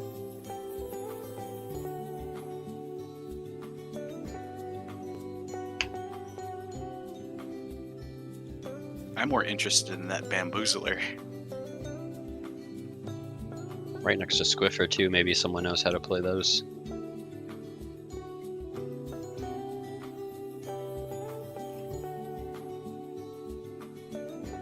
Like a lot of strong midline options here. So it really comes down to how well do you know your midlines? Backlines. I'm not seeing too many really strong front lines, so people are gonna have to start getting creative, or yeah, have to go with maybe that Clash Neo, the Gold Aerospray, V Paintbrush, Recycled Brella, V Carbon.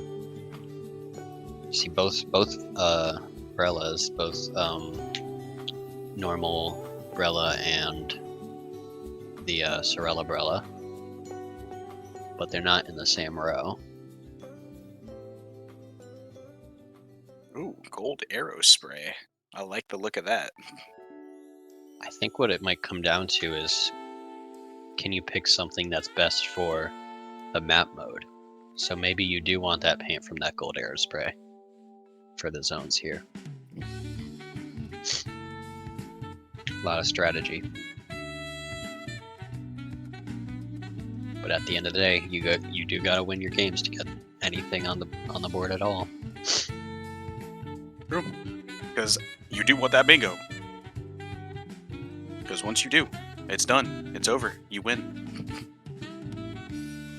Could only be 2 games if you play it well.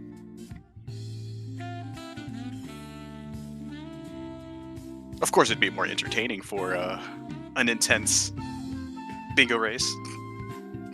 Oh yeah.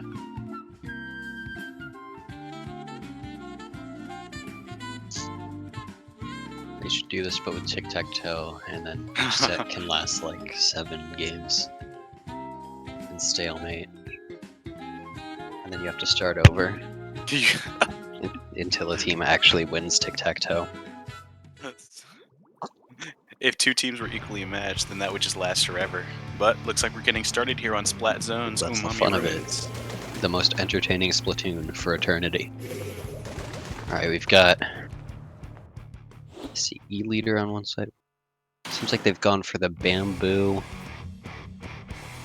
I'm not... oh, the S-Blast 91 and Bamboo are both in a diagonal together. On the other side we have custom E-Leader, Machine. I think that's it for them. They're going for the top row. I see.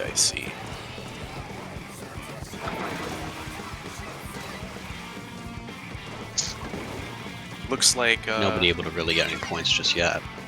looks like Retro Rewind's going for a diagonal.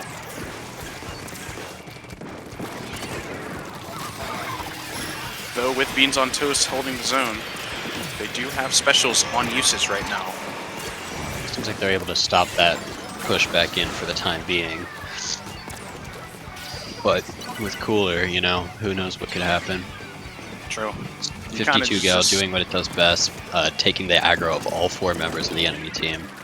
But it's still not quite enough to get their team in. The E-Leader is going to be a deadly thing for them. They have nothing besides maybe the Whale and Booyah to get rid of it. Everyone's coolered up trying to make something happen. It seems like they are doing so far. I think they get the zones here. Able to start putting some points on the board.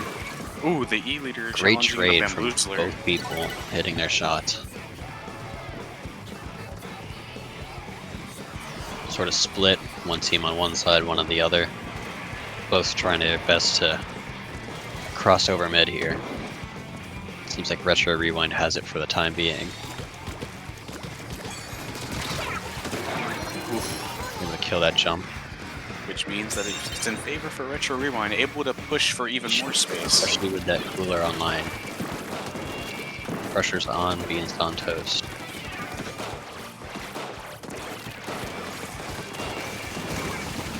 Gonna use that hammer to get in, they get 2.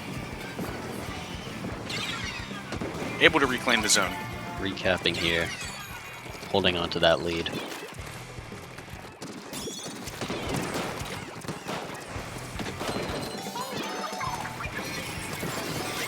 Cooler back online. Yeah, once again the Cooler, of course, always the most influential thing for pushing. So both teams here have gone for the Zap, Oh! even though it is not even on the card.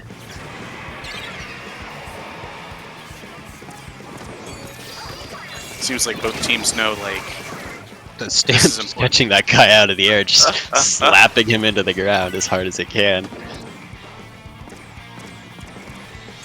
Jump scare?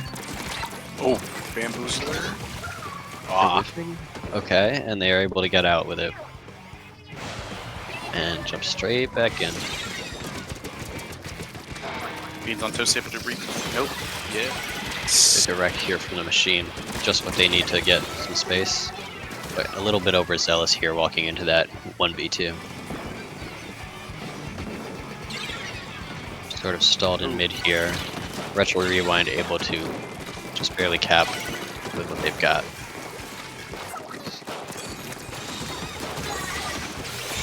Ooh, 2 down on the side. Oh, now it's equal now. But Beans on Toast, they did have the lead, or they did have the zone capped. But Retro Rewind was able to turn it around. Oh, trade. That Not S-Blast what is you looking want to for a see if pick. your Beans on Toast, given Retro Rewind's chokehold that they've got on mid for the time being. But some quick painting and they're able to slap some penalty points on top of it. With the Beans on Toast, when they get that lead, they're going to need to do something now. Yeah, they need to get a real hold, no more capping it for a few seconds. They need to get Retro Rewind fully out of there if they want to actually get the points that they need to take the lead. But with that 52 and S last going, Your mic's messed up. Mini going full on aggression here, taking this melee fight with the Gal, winning it. Retro Rewind showing that they want to keep this lead. Mini really just mowing everybody down. Almost at the stamp, not quite able to get it. It seems like they might have this in the bag here though. Yeah, not able to cap both zones in order to start overtime there, meaning it's just going to go straight to Retro Rewind for game 1. Giving them, I think, 2 spots on their bingo card.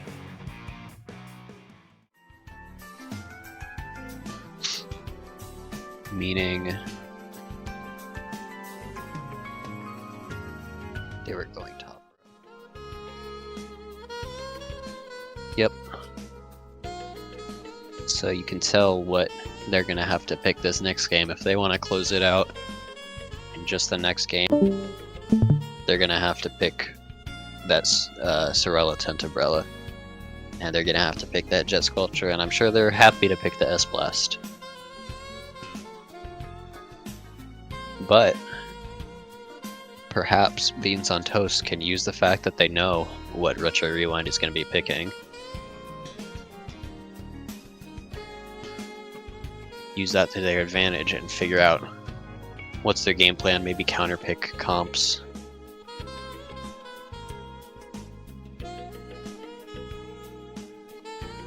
So really, and again, pretty close game there. Retro Rewind just able to get a lead early and hold it pretty solidly.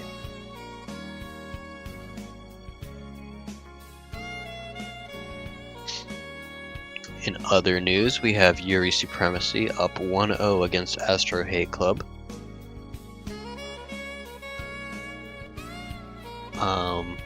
Looks like they're on the path to knock out their second game here.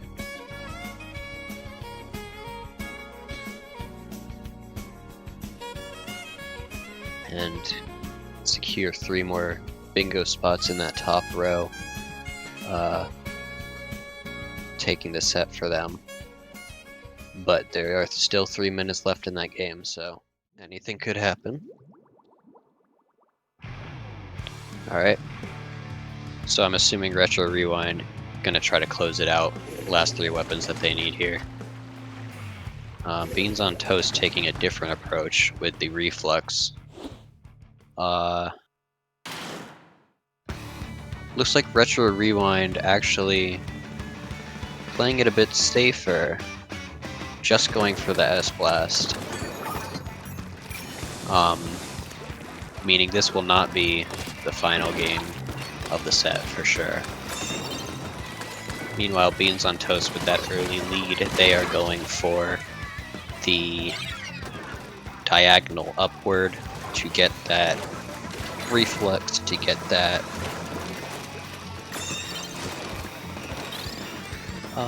wait, maybe I'm still the Forge Pro.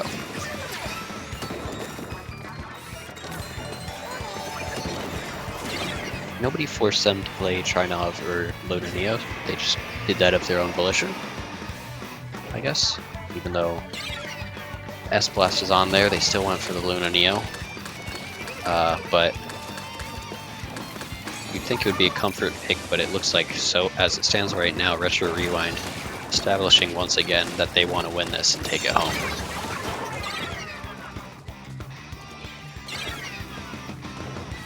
Continuing that dominance here. Leader fully set up to lock as many people out as possible. The Booyah Bomb preventing anyone from crushing the tower, but it's not quite enough as the Luna is able to hit them straight from the side. We've got a stamp fight. Okay, just whichever one Nogami feels like wins that.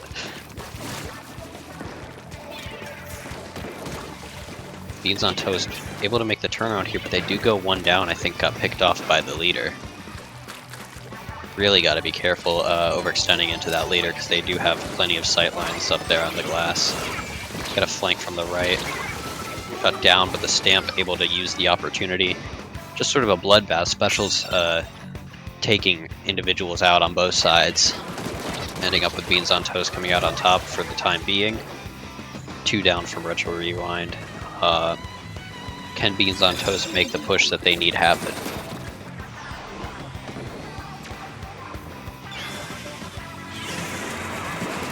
The feeling we're going to get one of those 2 short-range weapons up on the top right from Retro Rewind, or from Beans on Toast. Yep. Really trying to make this push last. Stamp's not quite enough to keep them alive, though. And the other Stamp able to clear them out. For good, maybe? Nope, they're able to go down. Trying to keep this push alive as best as they can, but with a flank from the other side, they have to draw their attention over so that it doesn't get any worse.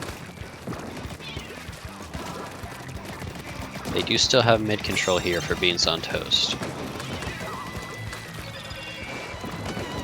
Trying to pick as many fights as they can because the pressure is on them to get the lead. Just got a Booyah stare down. Unfortunately, no option but to drop into that one.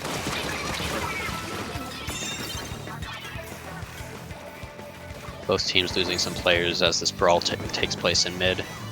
Having to run away from this Stamp. They're able to outmaneuver it though. A lot of Stamps getting picked off here. Just getting shot through. These players really proactive about killing the Stamp user. 4-man missile. Let's see if that can get them in. Having to fight on the left here. Hitting a great shot there though. Locking their teammate in the corner, gonna have to jump out.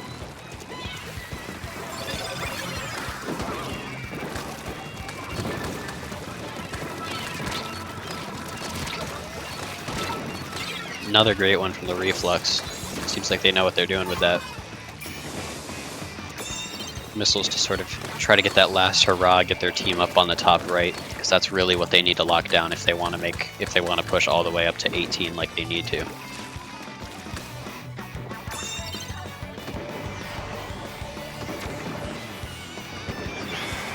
Alright, AC Mild just won their set in Silver Bracket. This lead is able to flip here for Beans on Toast, just barely. Able to get a little bit more points too. Can they knock out Stamp, but not able to get on the tower while they're stamping? And using the cooler to body block, they are able to take that game. It is now 1-1. Beans on Toast, I think, took 2 weapons there as well. So we've got 2 weapons, 2 squares down for each team. As you can see here. Both teams wanting that S-Blast. Real nice comfort pick, I'm sure, for someone on each team. As we go into Rainmaker Museum. I wonder if we'll see the tent here to just sort of try and force that Rainmaker through. Splash Wall from the Glugas could be good as well for that purpose. We saw that Retro Rewind was sort of taking their time on bingo squares, not going for all 3 in that game, only going for the S-Blast. Perhaps Beans on Toast will be a little bit more aggressive and go for all 3 of their remaining weapons and try to close it out in one fell swoop.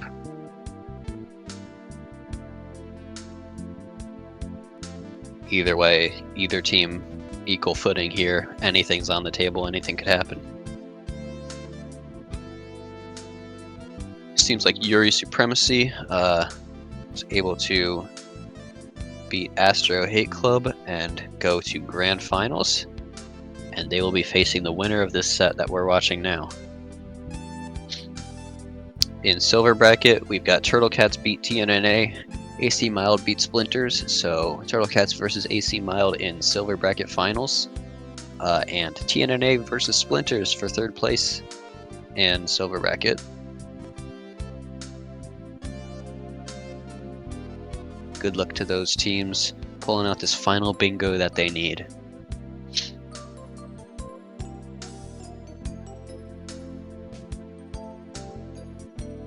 But before then, we will have to see how this last set from round one turns out, as we've got these two teams really locked head to head.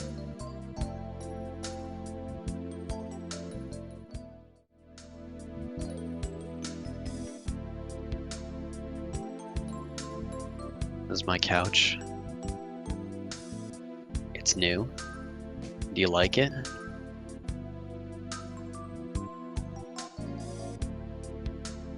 My grandma gave it to me. She got it from Costco. She got 20 of these for $5. I don't know how she does it. Frankly, it sounds illegal. It's either illegal or some form of like dark magic. Either way, like I support her and everything she does, and I'm thankful. I'm a little scared, but I can't really be upset. I mean, it's a nice couch. Like, it's just a nice couch. 25 cents for this couch.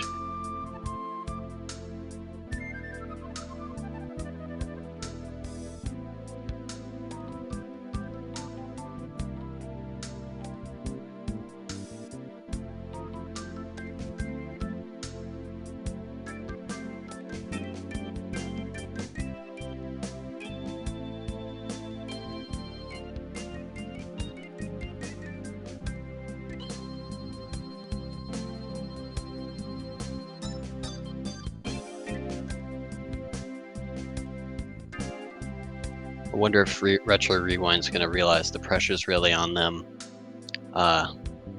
Change their strategy up and maybe go for all three weapons that they need now. Either way, we can see in our future. Where's the card?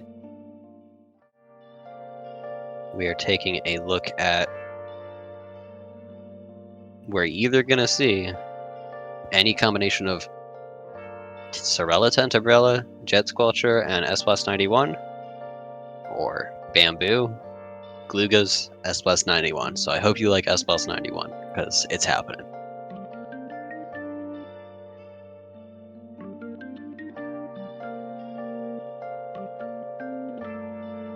Lots of midlines we're going to be seeing too. If a comp wants to fit in, if Beans on Toast wants to fit Bamboo, Glugas, and S-Blast into their comp, they might need some paint to compensate for that. Same kind of goes for Retro Rewind there. Tent can paint enough for itself, at least. I think the Tent S-Blast combination could go really strong for them if they play it right. Especially here on Rainmaker.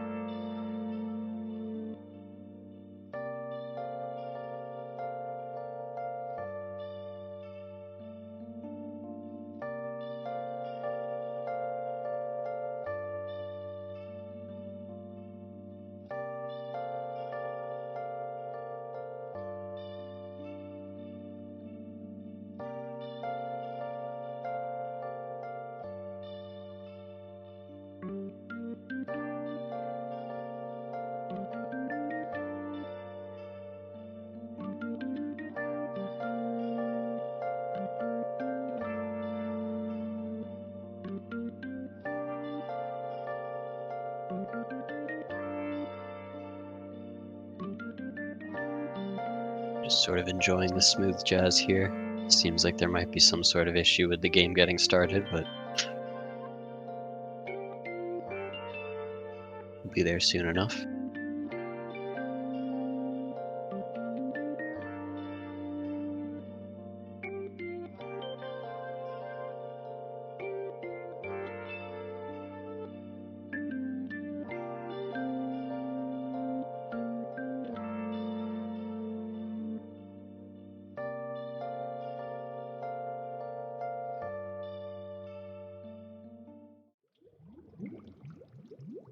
Alright, here we go.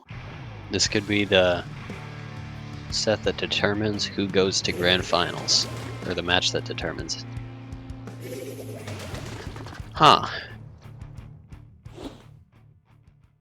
Beans on Toast still not going for that S-Blast in place of the Luna Neo. If they had done so, they could close it out here, but just deciding that it's not quite worth it. It's an interesting choice. I think they really like that Ultra Stamp. It's paying off though, as that Luna Neo is able to get 2 already. Really early lead for them. Retro Rewind, on the other hand, has loaded their stocks into the Jet Squelcher and S-Blast, but they do not have the Cerelatent, so neither team is going to be able to fully close it out here. Beans on Toast looking to get as close as they can, though. They want these 2 bingo squares. They want the honor amongst the grandmas. Almost there, just a little bit greedy when there's 2 people shooting at them, but it's able to get them to 1 point, which means that Retro Rewind is gonna have to knock out if they want to win. Already, and that was only a minute into the game.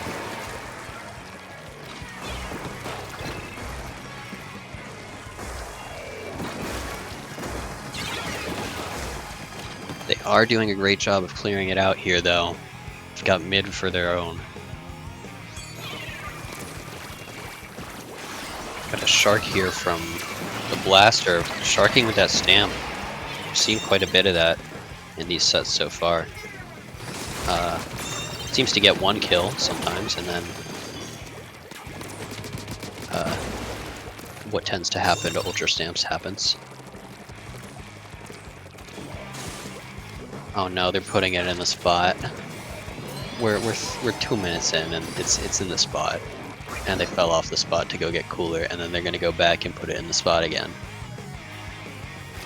Welcome to Splatoon 3 Rainmaker. They're at least down. Seems like their teammates also sort of going down here, even though they have that cooler. Retro Rewind still able to make it into mid. Gonna have to really play their cards right to get a good enough hold on mid to where they can take the extra few seconds to get that Rainmaker down from the position. 2 shots on there, but not able to clear out the Bamboo, who is just a bit more locked on with their aim. Head to head here, getting rushed down and able to hold their ground. Beans on Toast really saying that, no, this game is theirs. They got to 1, they've earned it. They're not gonna let it slip from their grip now.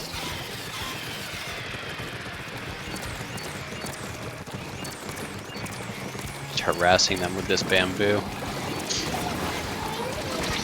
Specials coming out, sort of being the fly swatter there.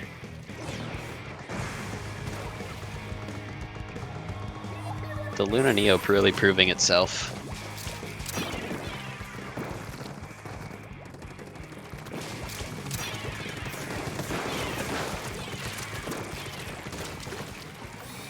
See if they can sneak their way in here and get a pick. They're able to do so.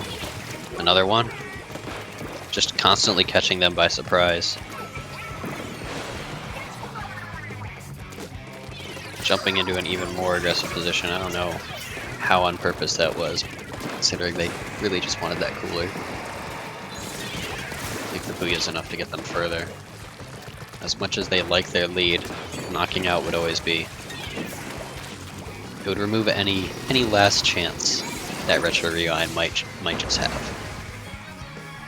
Ooh, the Vac able to barely kill that stamp.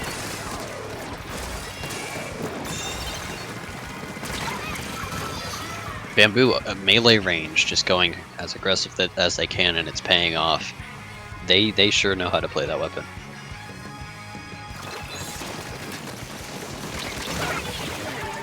Stamp's getting 2 there with the trade. 2 down on each side. Rainmaker's out of the spot, but not much they can do until they actually take mid.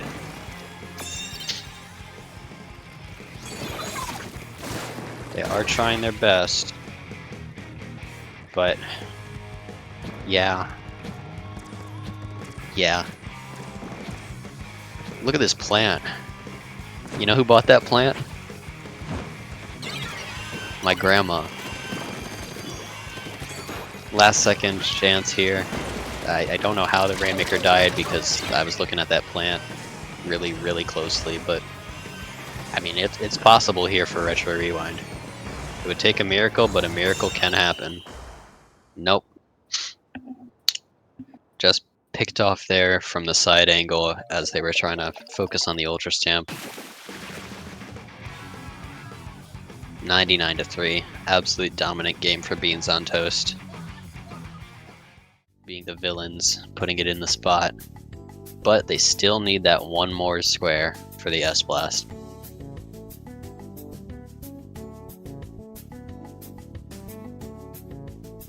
Still at the point where Retro Rewind could take it in a single game. Or they could once again play it slowly, recognize that they really need to win, and try to do it in 2. We're on to Clam Blitz Scorch, so once again I think the Tent Umbrella could work. And of course, Beans on Toast, they just pick the S-Blast and anything else they want for the other 3 weapons, meaning Retro Rewind's really got an uphill battle here.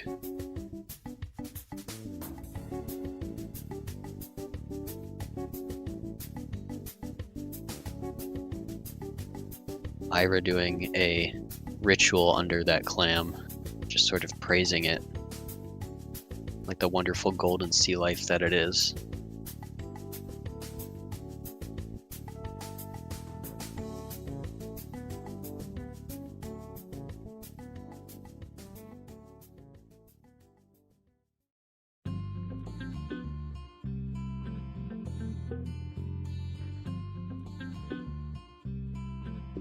Whichever team wins this gets to go on to finals. I'm getting word that Retro Rewind has to drop this set, meaning that Beans on Toast, who were already had a pretty good grip on winning it, given that they only needed to win with the S-Blast and 3 of any other weapons they want, and they're already up 2-1. Seems like they were probably going to take it anyway, but it's unfortunate Retro Rewind had to drop that, as we would love to see that set. But it means that we now get to see Grand Finals with Yuri Supremacy against Beans on Toast. That also means that Astro Hate Club is taking 3rd place in the tourney by default. So congratulations to them.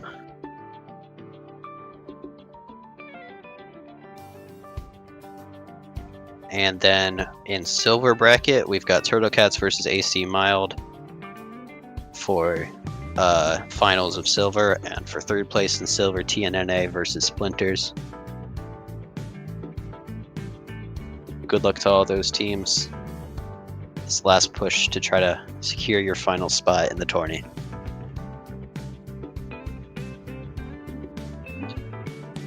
Goofy bingo card coming up here.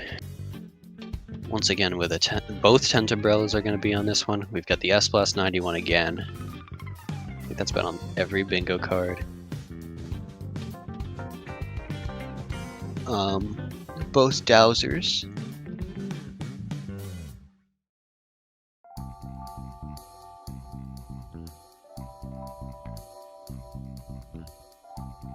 Wonder what comfort picks we'll see versus who's going to have to start getting experimental, because sure, it's Grand Finals, you want to win, but you're going to have to play some messed up weapons to do so.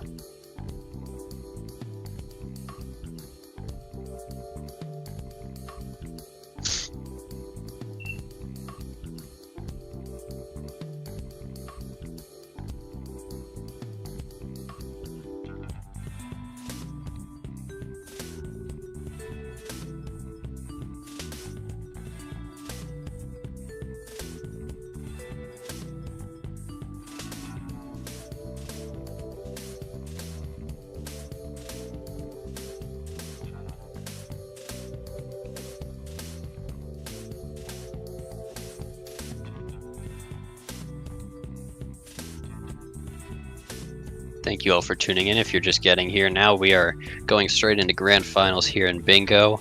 The teams have been given a bingo card with weapons on them. Lots of random weapons, some good, most of them, I wouldn't say good. There are plenty of words I would use. I don't think good would be one of them. And they are going to have to form a bingo by playing those weapons in this set. And the first team to get a bingo takes home grand finals. We've got Beans on Toast here against Yuri Supremacy. Yuri Supremacy coming off a dominant 3-0 against Astro Hate Club. And that's after their 8-1 performance in groups versus Beans on Toast, who had a 5-4 in groups and just came off of a 3-1 against Retro Rewind.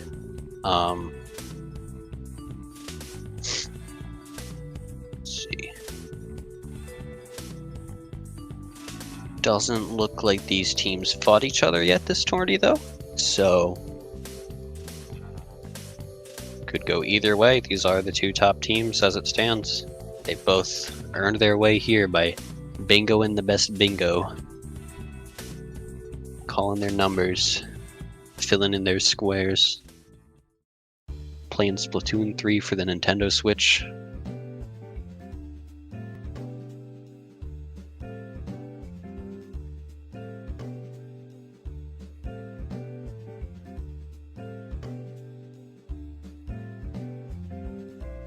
Looks like our silver bracket matches are getting underway. Let's see, TNNA versus Splinters is about to start their first game. I won't spoil what they're running in case their opponents are watching, but looks like it's going to be interesting.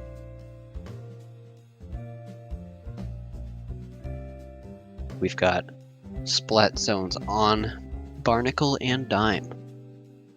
You can see that bingo card there.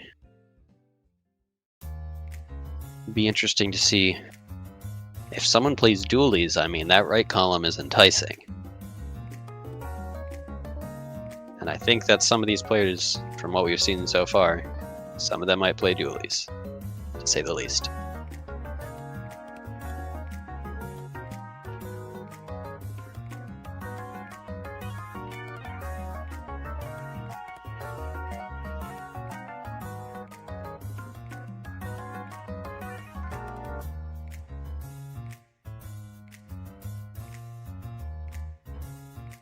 Overall, not too much paint on this board, so might be a challenge going into zones.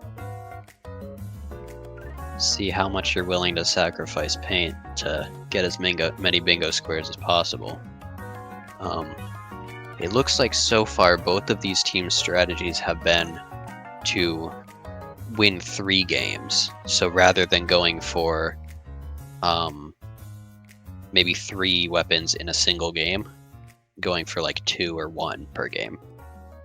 And we'll see if they keep that up, or maybe they're feeling confident and feeling like they'd rather just try to win it in 2. Because, I mean, you only have to win 2/3 as many games in that case. Quite a bit easier, especially when you're going against another dominant team. It's all about the strategy here, the meta strategy, on top of also just having to be good at the game and win your matches.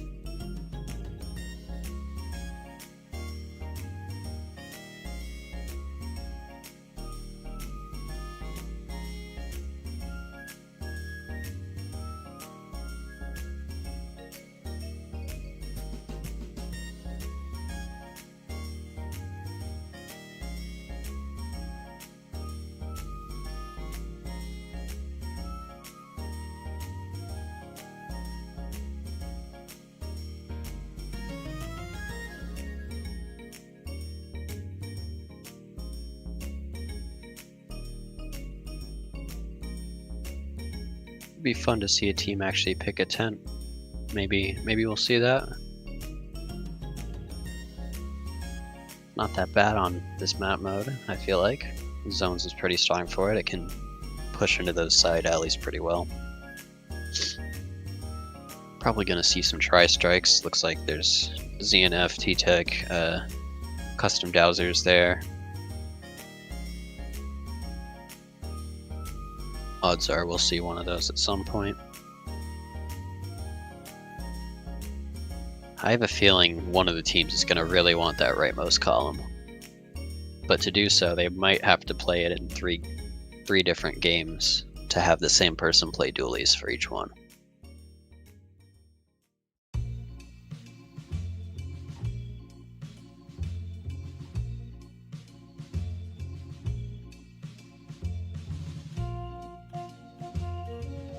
Fair amount of blasters here as well. Got our 2 short-range ones and 2 rapids. Actually, three short-range ones. There's 2 clashes. All right, let's get into this game and see what we've got going on. Once again, both these teams been dominant so far in this tourney. Haven't faced each other yet. Could go either way. Okay, seems like we have gone for the tent umbrella, the Sorella tent, and the T-Tech on the side of Yuri Supremacy. Going for that middle row.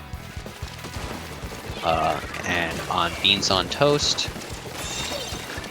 who are already down a player, but down another one on the other side as well. Just a few points for Yuri Supremacy, but it seems like they're able to, even with just 1 pick on each side, still able to assert themselves in mid.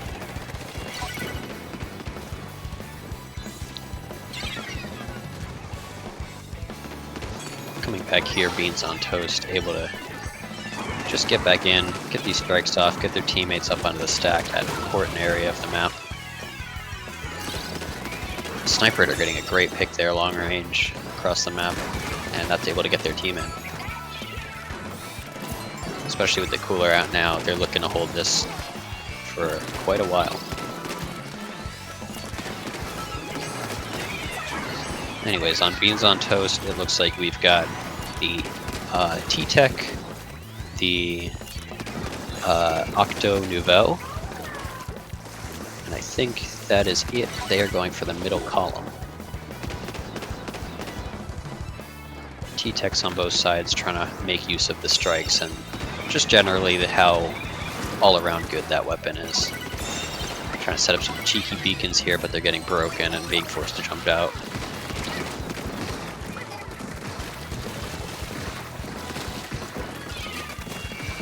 One down on each side. Both teams are sort of fiending for the mid. Brush trying to do their best to get in. They're able to get an opportunity. Not actually getting kills themselves, but more so taking aggro away so that their teammates can take the space. Which means that Beans on Toast is their turn to hold. With the strikes online too, the rain ready on the brush. Seems like they play this right. Actually with the cooler, it seems like if they play this right, they'll be taking the lead shortly. Yep, just able to fully weather those enemy strikes with their own.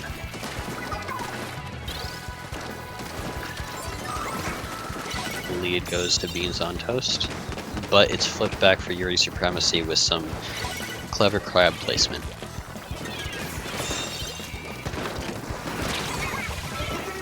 Aggression from this Luna is halted by that Zuka, which is able to turn quickly on a dime and get that pick with their main weapon again. It does seem like they know what they're doing on this tent umbrella. Oh yeah, really, yeah, with that fall off, fantastic shot there. Turning around and getting another flick. Out of ink though and forced to retreat as this brush gets good fall off damage. Back to Beans on Toast here, still holding their lead, looking to maybe extend it further. Getting beacons set up for the longevity of this push.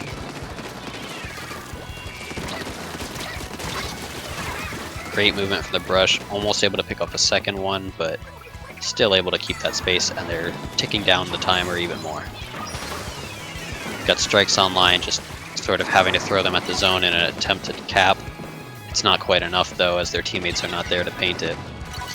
Those beacons, really valuable for Beans on Toast, making it so much harder for Yuri Supremacy to clear them out of mid. They're still able to do so though, in spite of that eventually.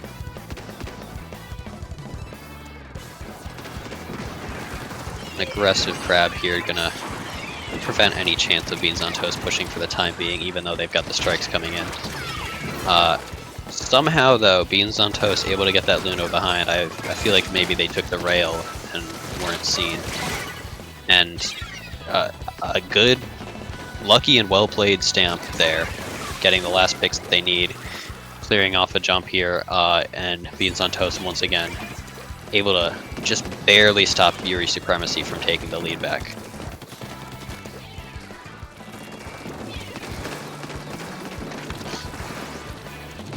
The Tents able to force themselves into mid with Azuka. Trade though, and Beans on Toast using the strikes to squeeze out any last points that they can get by holding mid just a bit longer. Just barely able to get that last kill on the player in zone, meaning it'll cap, and that'll be, I believe, 2 weapons on the board for Beans on Toast. Still a really close game though. Both teams playing very well. A lot of fighting, a lot of aggression.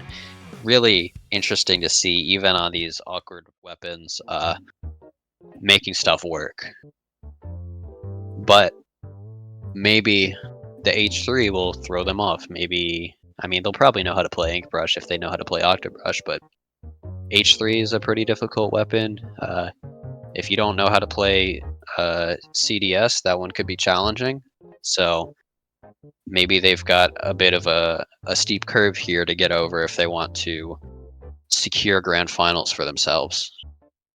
I have a feeling they might not commit to all 3 of those at once, given the struggles that would give them in comp building, and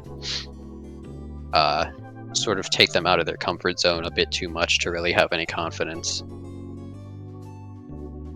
We'll also be seeing if Yuri Supremacy switches up their strategy, or if they stick on the ZNF, or no, the Tent Umbrella and the T-Tech. T-Tech still a strong pick here, of course, for tower control with those strikes. Tent Umbrella, not great on tower control, but still might see it. Zuka's always good. Ink Mine's always good. In other news, AC Mild is up 1-0 against Turtle Cats in Finals of Silver, and Splinters is up 1-0 against TNNA in 3rd place match of Silver. Trying to get those bingos.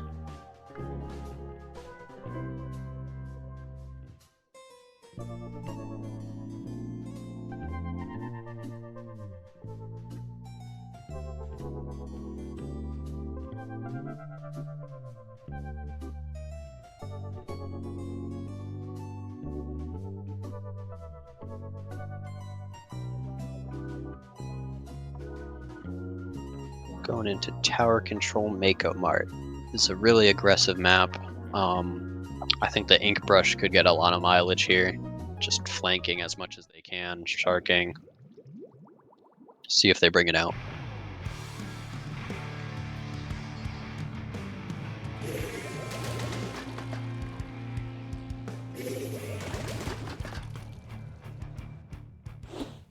Alright, I see the Ink Brush is coming out along with the H3.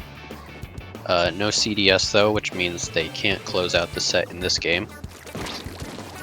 Yuri Supremacy, meanwhile, is picking that Luna Blaster. I think that's it.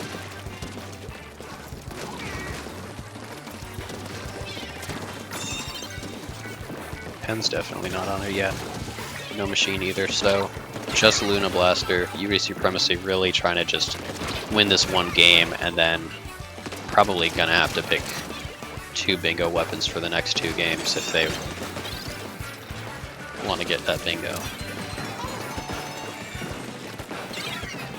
kind of early here, but it does seem like Beans on Toast is making a good stand at the start. Caught out by that Booyah Bomb though, and they're pushed out. Able to get that first check. Of course, Pencil just gonna be doing what it does best, being the best weapon in the game, throwing out coolers, throwing out paint, generally oppressing the enemy as much as possible. They're aware that there's this brush behind them. Really, really good awareness there is able to stop them from imminent disaster. Zipcaster coming out. Not really able to do anything with it, it looks like. This Booyah Bomb, they just sort of lost that enemy. I don't know where they went either. But they're not threatening the tower anymore, so can't really complain. Seems like this push might be dead as it stands. We're getting word here.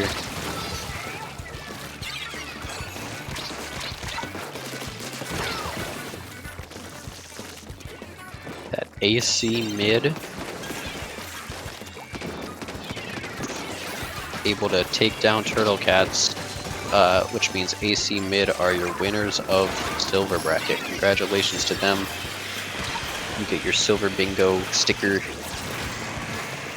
All the grandmas come around, they pat your head, they give you cookies. They're made of silver, don't eat them. This brush is tearing it up here, doing exactly what I thought they would do. Just being an absolute nuisance.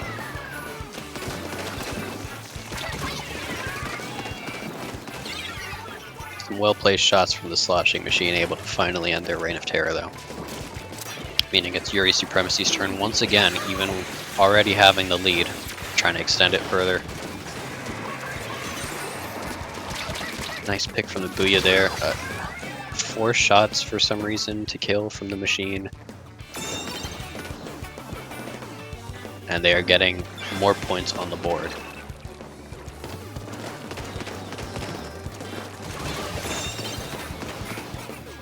This could be it here. Yuri Supremacy has that body blocking cooler, and they get the wipeout even in the enemy spawn.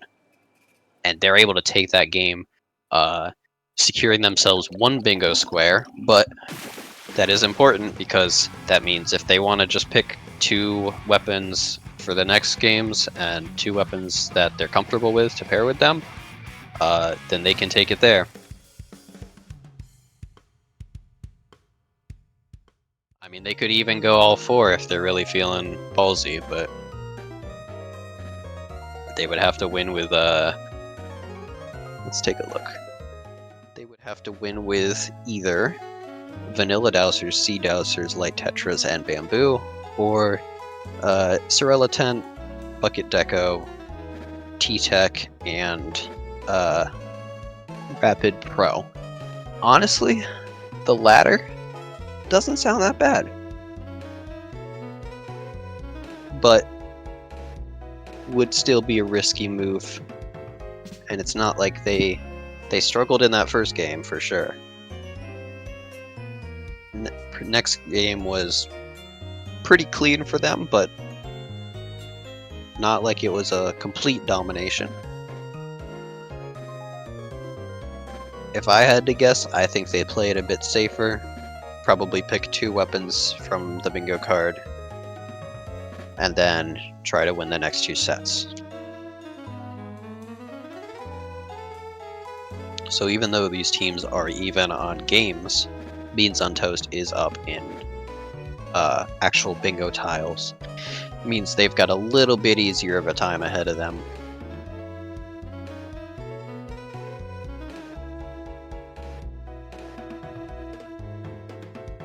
But based on these teams' habits so far, I would say one of them's going to have to win 2 more games.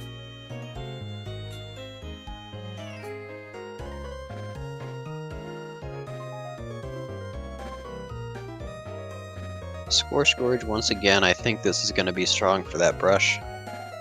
I think we could see the CDS too from Beans on Toast.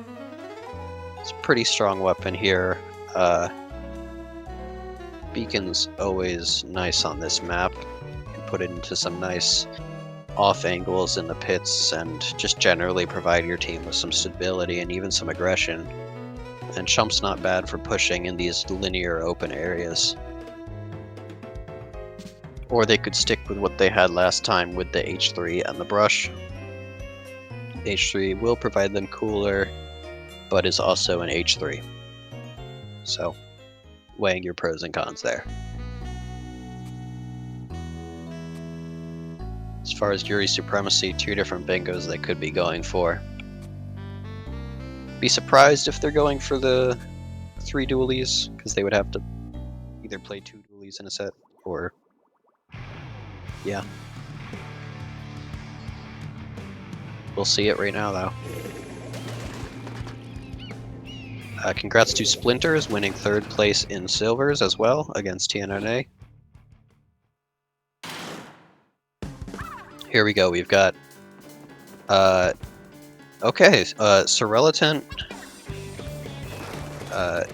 Rapid Deco, and T-Tech. That is 3 things from the line in the middle for Yuri Supremacy, meaning if they win this game, all they would have to do is win with a Bucket Deco after the fact. Meanwhile, on Beans on Toast, we're keeping that Ink Brush, of course. It's shown to be very strong. As you can see there, getting 2 picks. But we've got the CDS as well. Like I said, pretty strong pick for this map. Pencil's trying to just play as safe as they can, be a sort of anchor for their team that they need to be. And it's good that they did, because 2 specials online now threatening them as Beans on Toast trying to convert it all into a push. This sort of Hail Mary Zuka seems like it was popped for the Rainmaker, not really aimed the best, and had to pivot to trying to kill their teammates. 47 for Beans on Toast. Ooh, great shot from the tent over the little hump there. Meaning they get this space now with their shield. Enemy team's got Cooler online. They're trying to deny them from getting those last couple drinks. Rainmaker body blocking for that other guy. I think that was the brush just appeared behind them, so they're scared, as they should be.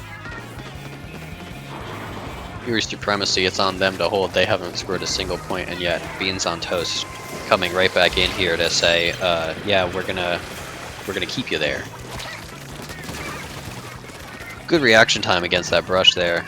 Able to pivot backwards and pick them off. Got a bit zealous. The stamp. Able to get 2. Teammate stuck in jetpack, not great for fighting a stamp, but they were able to kill someone who sort of tucked away in that corner with a well-placed shot. Seems like Yuri Supremacy has finally got a hold on mid, except the brush is running around over there like the boogeyman. Barely alive. Really good place shot. Takes them out. And a jump out from the heavy, just going to keep them in the fray. Making the most of that Cooler to get out of there fast and continue fighting.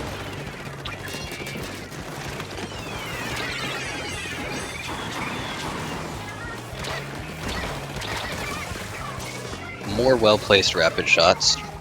They sure know how to play that weapon. Gold X badge on, of course, Keen.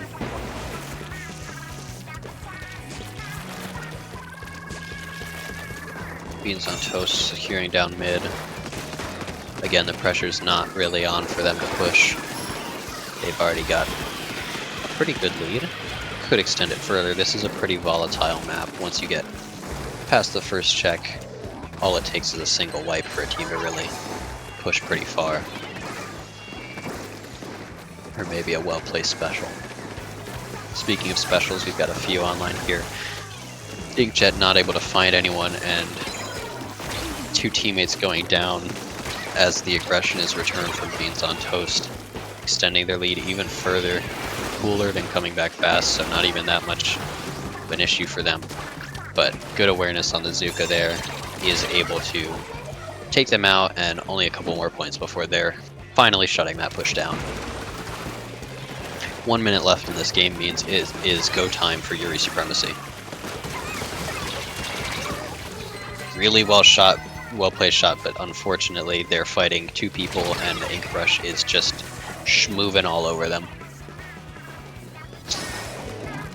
Of course, we're playing Rainmaker. No, okay, they're actually playing the game. Having to go all the way from their own base to the enemy's side now. They're just gonna die so that they can maybe get another shot here later at pushing, because I think they realized that that push was just dead. But found a cheeky little spot over here. Beans on Toast is gonna stuff this into. That means that Beans on Toast is going to be securing themselves 2 more spots on the bingo card. And I believe that means got just the H3 nozzle notes left for them in the next game if they want to take home grand finals here at OMD Bingo.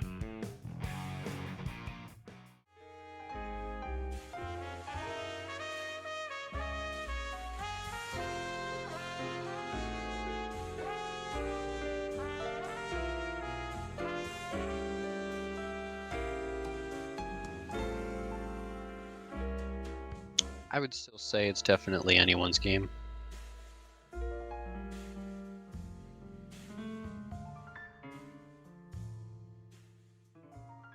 Both these teams have proven that they are strong.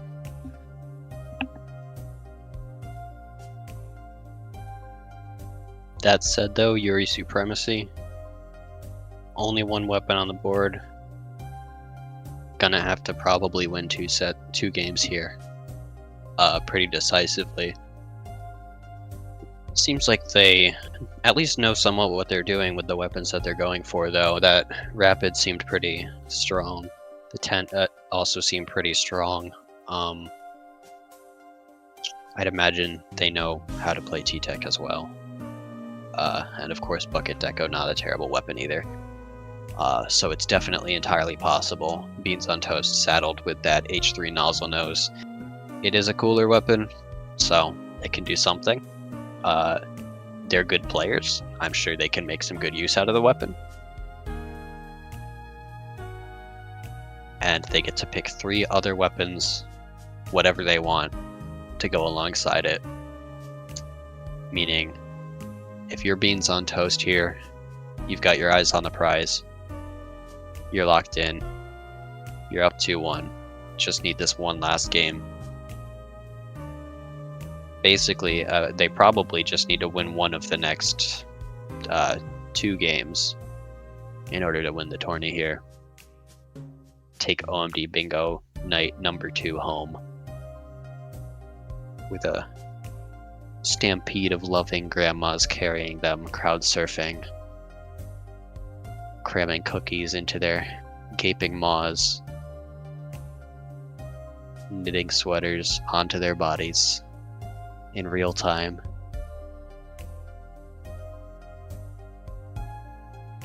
Cooking delicious food, falling, getting hurt, not going to the hospital out of spite,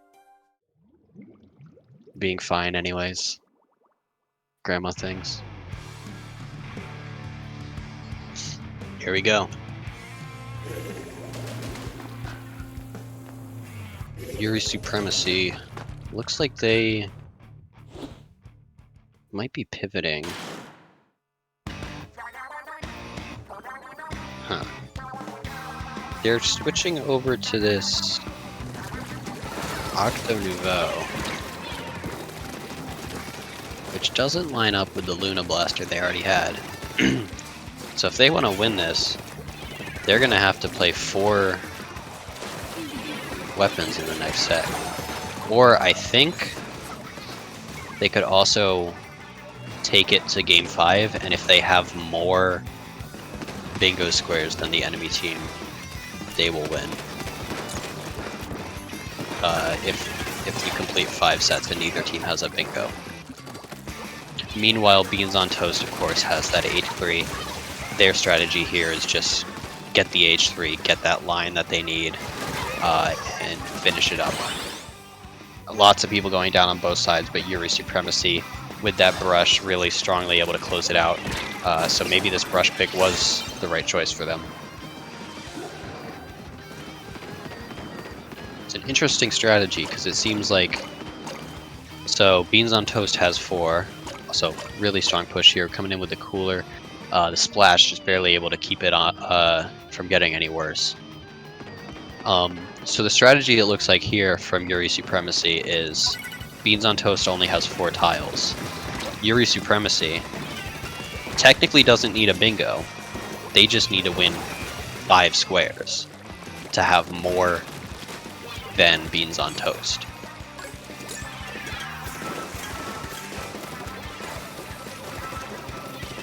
So I think after this they pick 3 weapons from anywhere on the board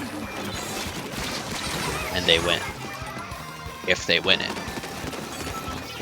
And as it stands right now, they're doing a pretty good job of winning this one so far. Playing nice comfort picks for themselves. Pencil, of course, doing what it does best, just locking everything down, keep its teammates alive. I mean, resurrecting its teammates at least. It does seem like Beans on Toast is turning the tide a little bit, but just can't quite get through the oppression of this pencil. They are coolered up now, though. A crazy stamp pick over the wall there, but of course it's a stamp, they die. Yuri Supremacy sneaking another one in back here. Seems like they recognize maybe that scoring here won't actually give them that much. Oh wait, no, are they back? They're in their own base. Okay, Beans on Toast then. Able to convert this into a score. But the brush just gets rolled over by the crab. Beans on Toast taking the lead. They're trying to close this set out and take home bingo. More clams coming in. Splash living for as long as they can. Wiper jumping in goes down immediately though. Yuri Supremacy able to take all of mid. It seems like they've got their own push online now. I think should be able to take the lead with this one. The brush really aggressive, not quite able to get the picks though. Keen is taken out, sort of just swarmed by the members of Beans on Toast for trying to score those points. Yuri Supremacy would have to score 4 more, but the basket's closed by now.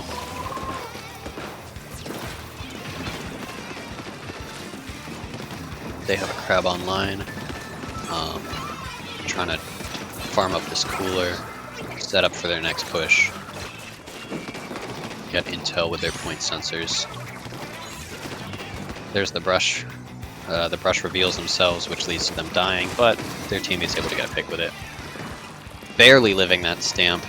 They were almost in its one-shot hitbox. It's really massive. Seems like they're clearing them out. Great turnaround onto the brush there.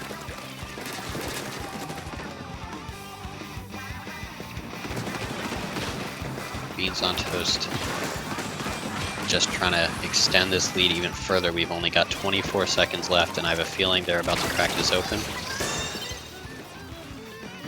Not sure if they'll actually get any more points off of it, but if nothing else, it is keeping Yuri Supremacy stuck for a little bit longer. Get a pity clam from it. Kind of a risky play there from Beans on Toast. The Luna Blaster clearing them out. They have to score here, now or never. Only 2 more clams, and they take the lead in overtime. Great take back from Yuri Supremacy. It almost seems like Beans on Toast scoring there, giving them the pity clam, was actually the deciding factor, but Yuri Supremacy probably could have put a clam together anyways.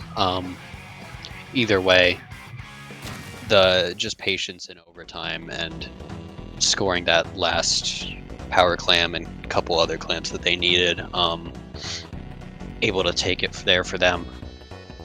It's 2-2 here now. The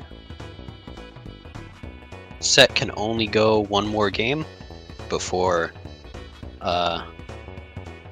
it's over, so this will be our last game of the night here, of bingo night. The grandmas are all shivering in their timbers. They're quaking. They're ready. They're excited. They've got their bingo cards in hand. They're ready to raise it into the air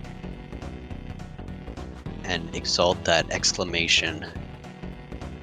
They're just waiting on one of these teams to bring it all home. So pretty clearly here the strategy for Beans on Toast is to take that H3, play anything else they want for the other 3 weapons. It would seem the strategy for Yuri Supremacy, on the other hand, is to pick any 3 weapons from this card they want, and win with those weapons, and then, given that they will have 5 tiles to Beans on Toast's 4, and the set is limited at 5 games, that means that they will actually win the set off of that. So, a pretty smart play from them. Contingent on the fact that they win the games, because Beans on Toast, of course, is only 1 weapon away from winning. But the strategy definitely could pay off here for Yuri Supremacy, given that while they do have to pick 3 weapons, they get to pick from anywhere they want on the board.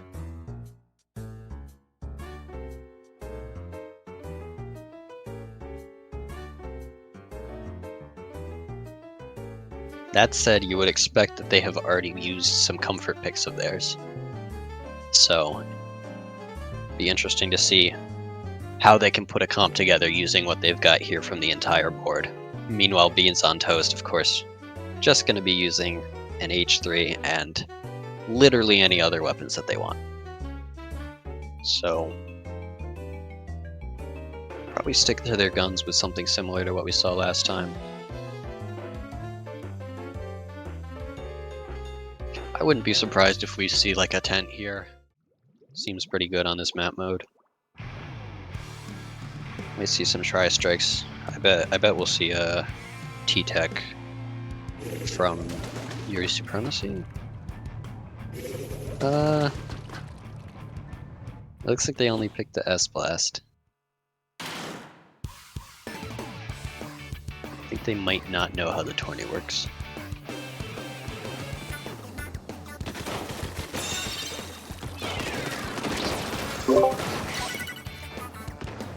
Oh, vanilla tri-slosher too. That would tie it up. Interesting. So if Yuri Supremacy wins at the tie set, as it stands now, they're on the way to do that, but still plenty of time left in this game. We're only 30 seconds in. Tri-slosher just getting lasered in its face. I'm honestly surprised they didn't. What the heck? Okay, they didn't pick up the kill on the head there, given how close they were. But it might be enough to let Beans on Toast get in here, get into mid.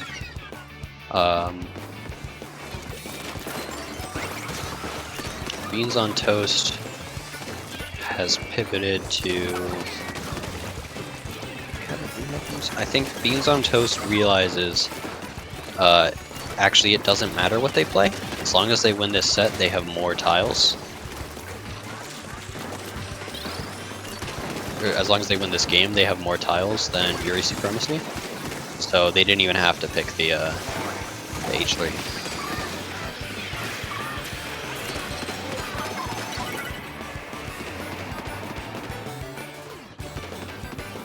Back and forth here. Beans on Toast a pretty good early lead. They're gonna... Ooh, they get another pick off the side angle there. Moon is coming in to contest this crab and continue getting points on the board for them.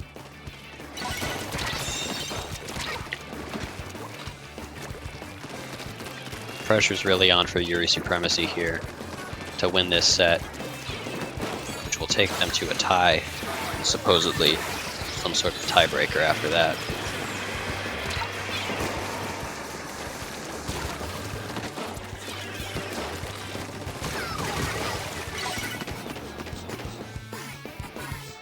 Got both teams pushed into each other's bases.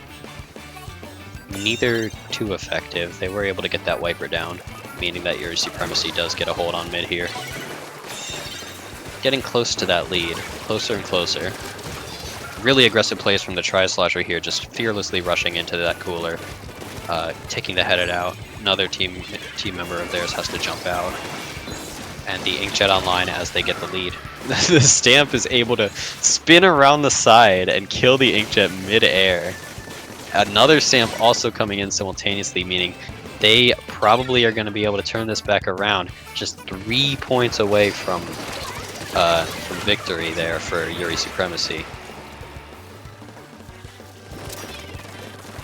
Meaning Beans on Toast is practically going to have to knock out.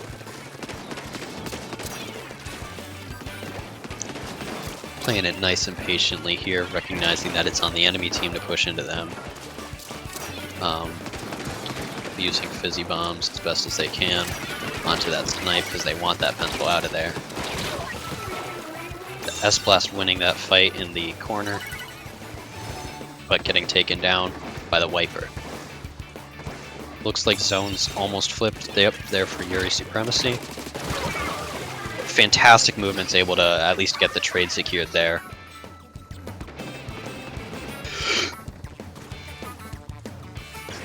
Yuri Supremacy looking to finally close this game out. Take their second shot at getting the knockout. If nothing else, whittle down the clock. Make it harder and harder as time goes on for Beans on Toast to bring the game back. Stamp versus Crab. Good movement. Breaks the Crab, but not quite able to kill, interestingly. And that means Yuri Supremacy takes this, and I think that means we are going to a tiebreaker.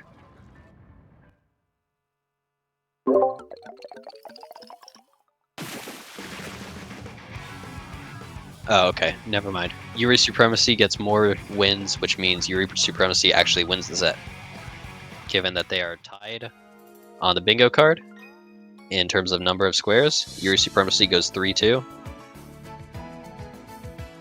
And that means that they are your OMD Bingo Night number 2 champions.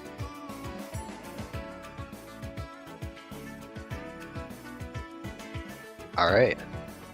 Well, congratulations to Yuri Supremacy. Really well fought by Beans on Toast there too. There were plenty of times where they were close to having it. Really good set between these top 2 teams.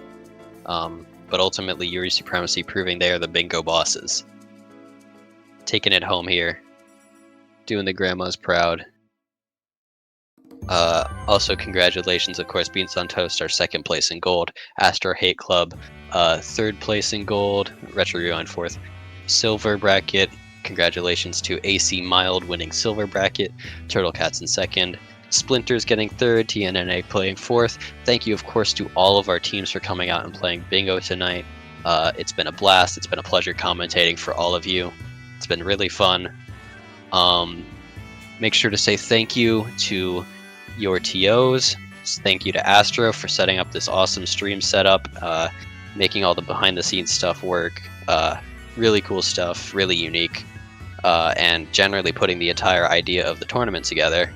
Thank you to Typh and the entire OMD staff for making this all possible. Thank you, Sendo, blah, blah, blah. You know, everyone who made any of this possible at all. You've done a great job. This was a great tourney. I hope you all enjoyed. I hope you come back next time. I hope anyone who was just watching, get a team together, play in this. It's fun. You'll enjoy it. And yeah, congratulations to all our teams. Congratulations especially Yuri Supremacy playing it smart there in order to take gold bracket home just barely with the tiebreaker. Tied up in... Neither team gets a bingo. They tied up in number of squares, and they were able to win just off of set wins. So, just barely eking it out, but they are your OMD Bingo Night number 2 champions. Thank you all for coming. Have a great night.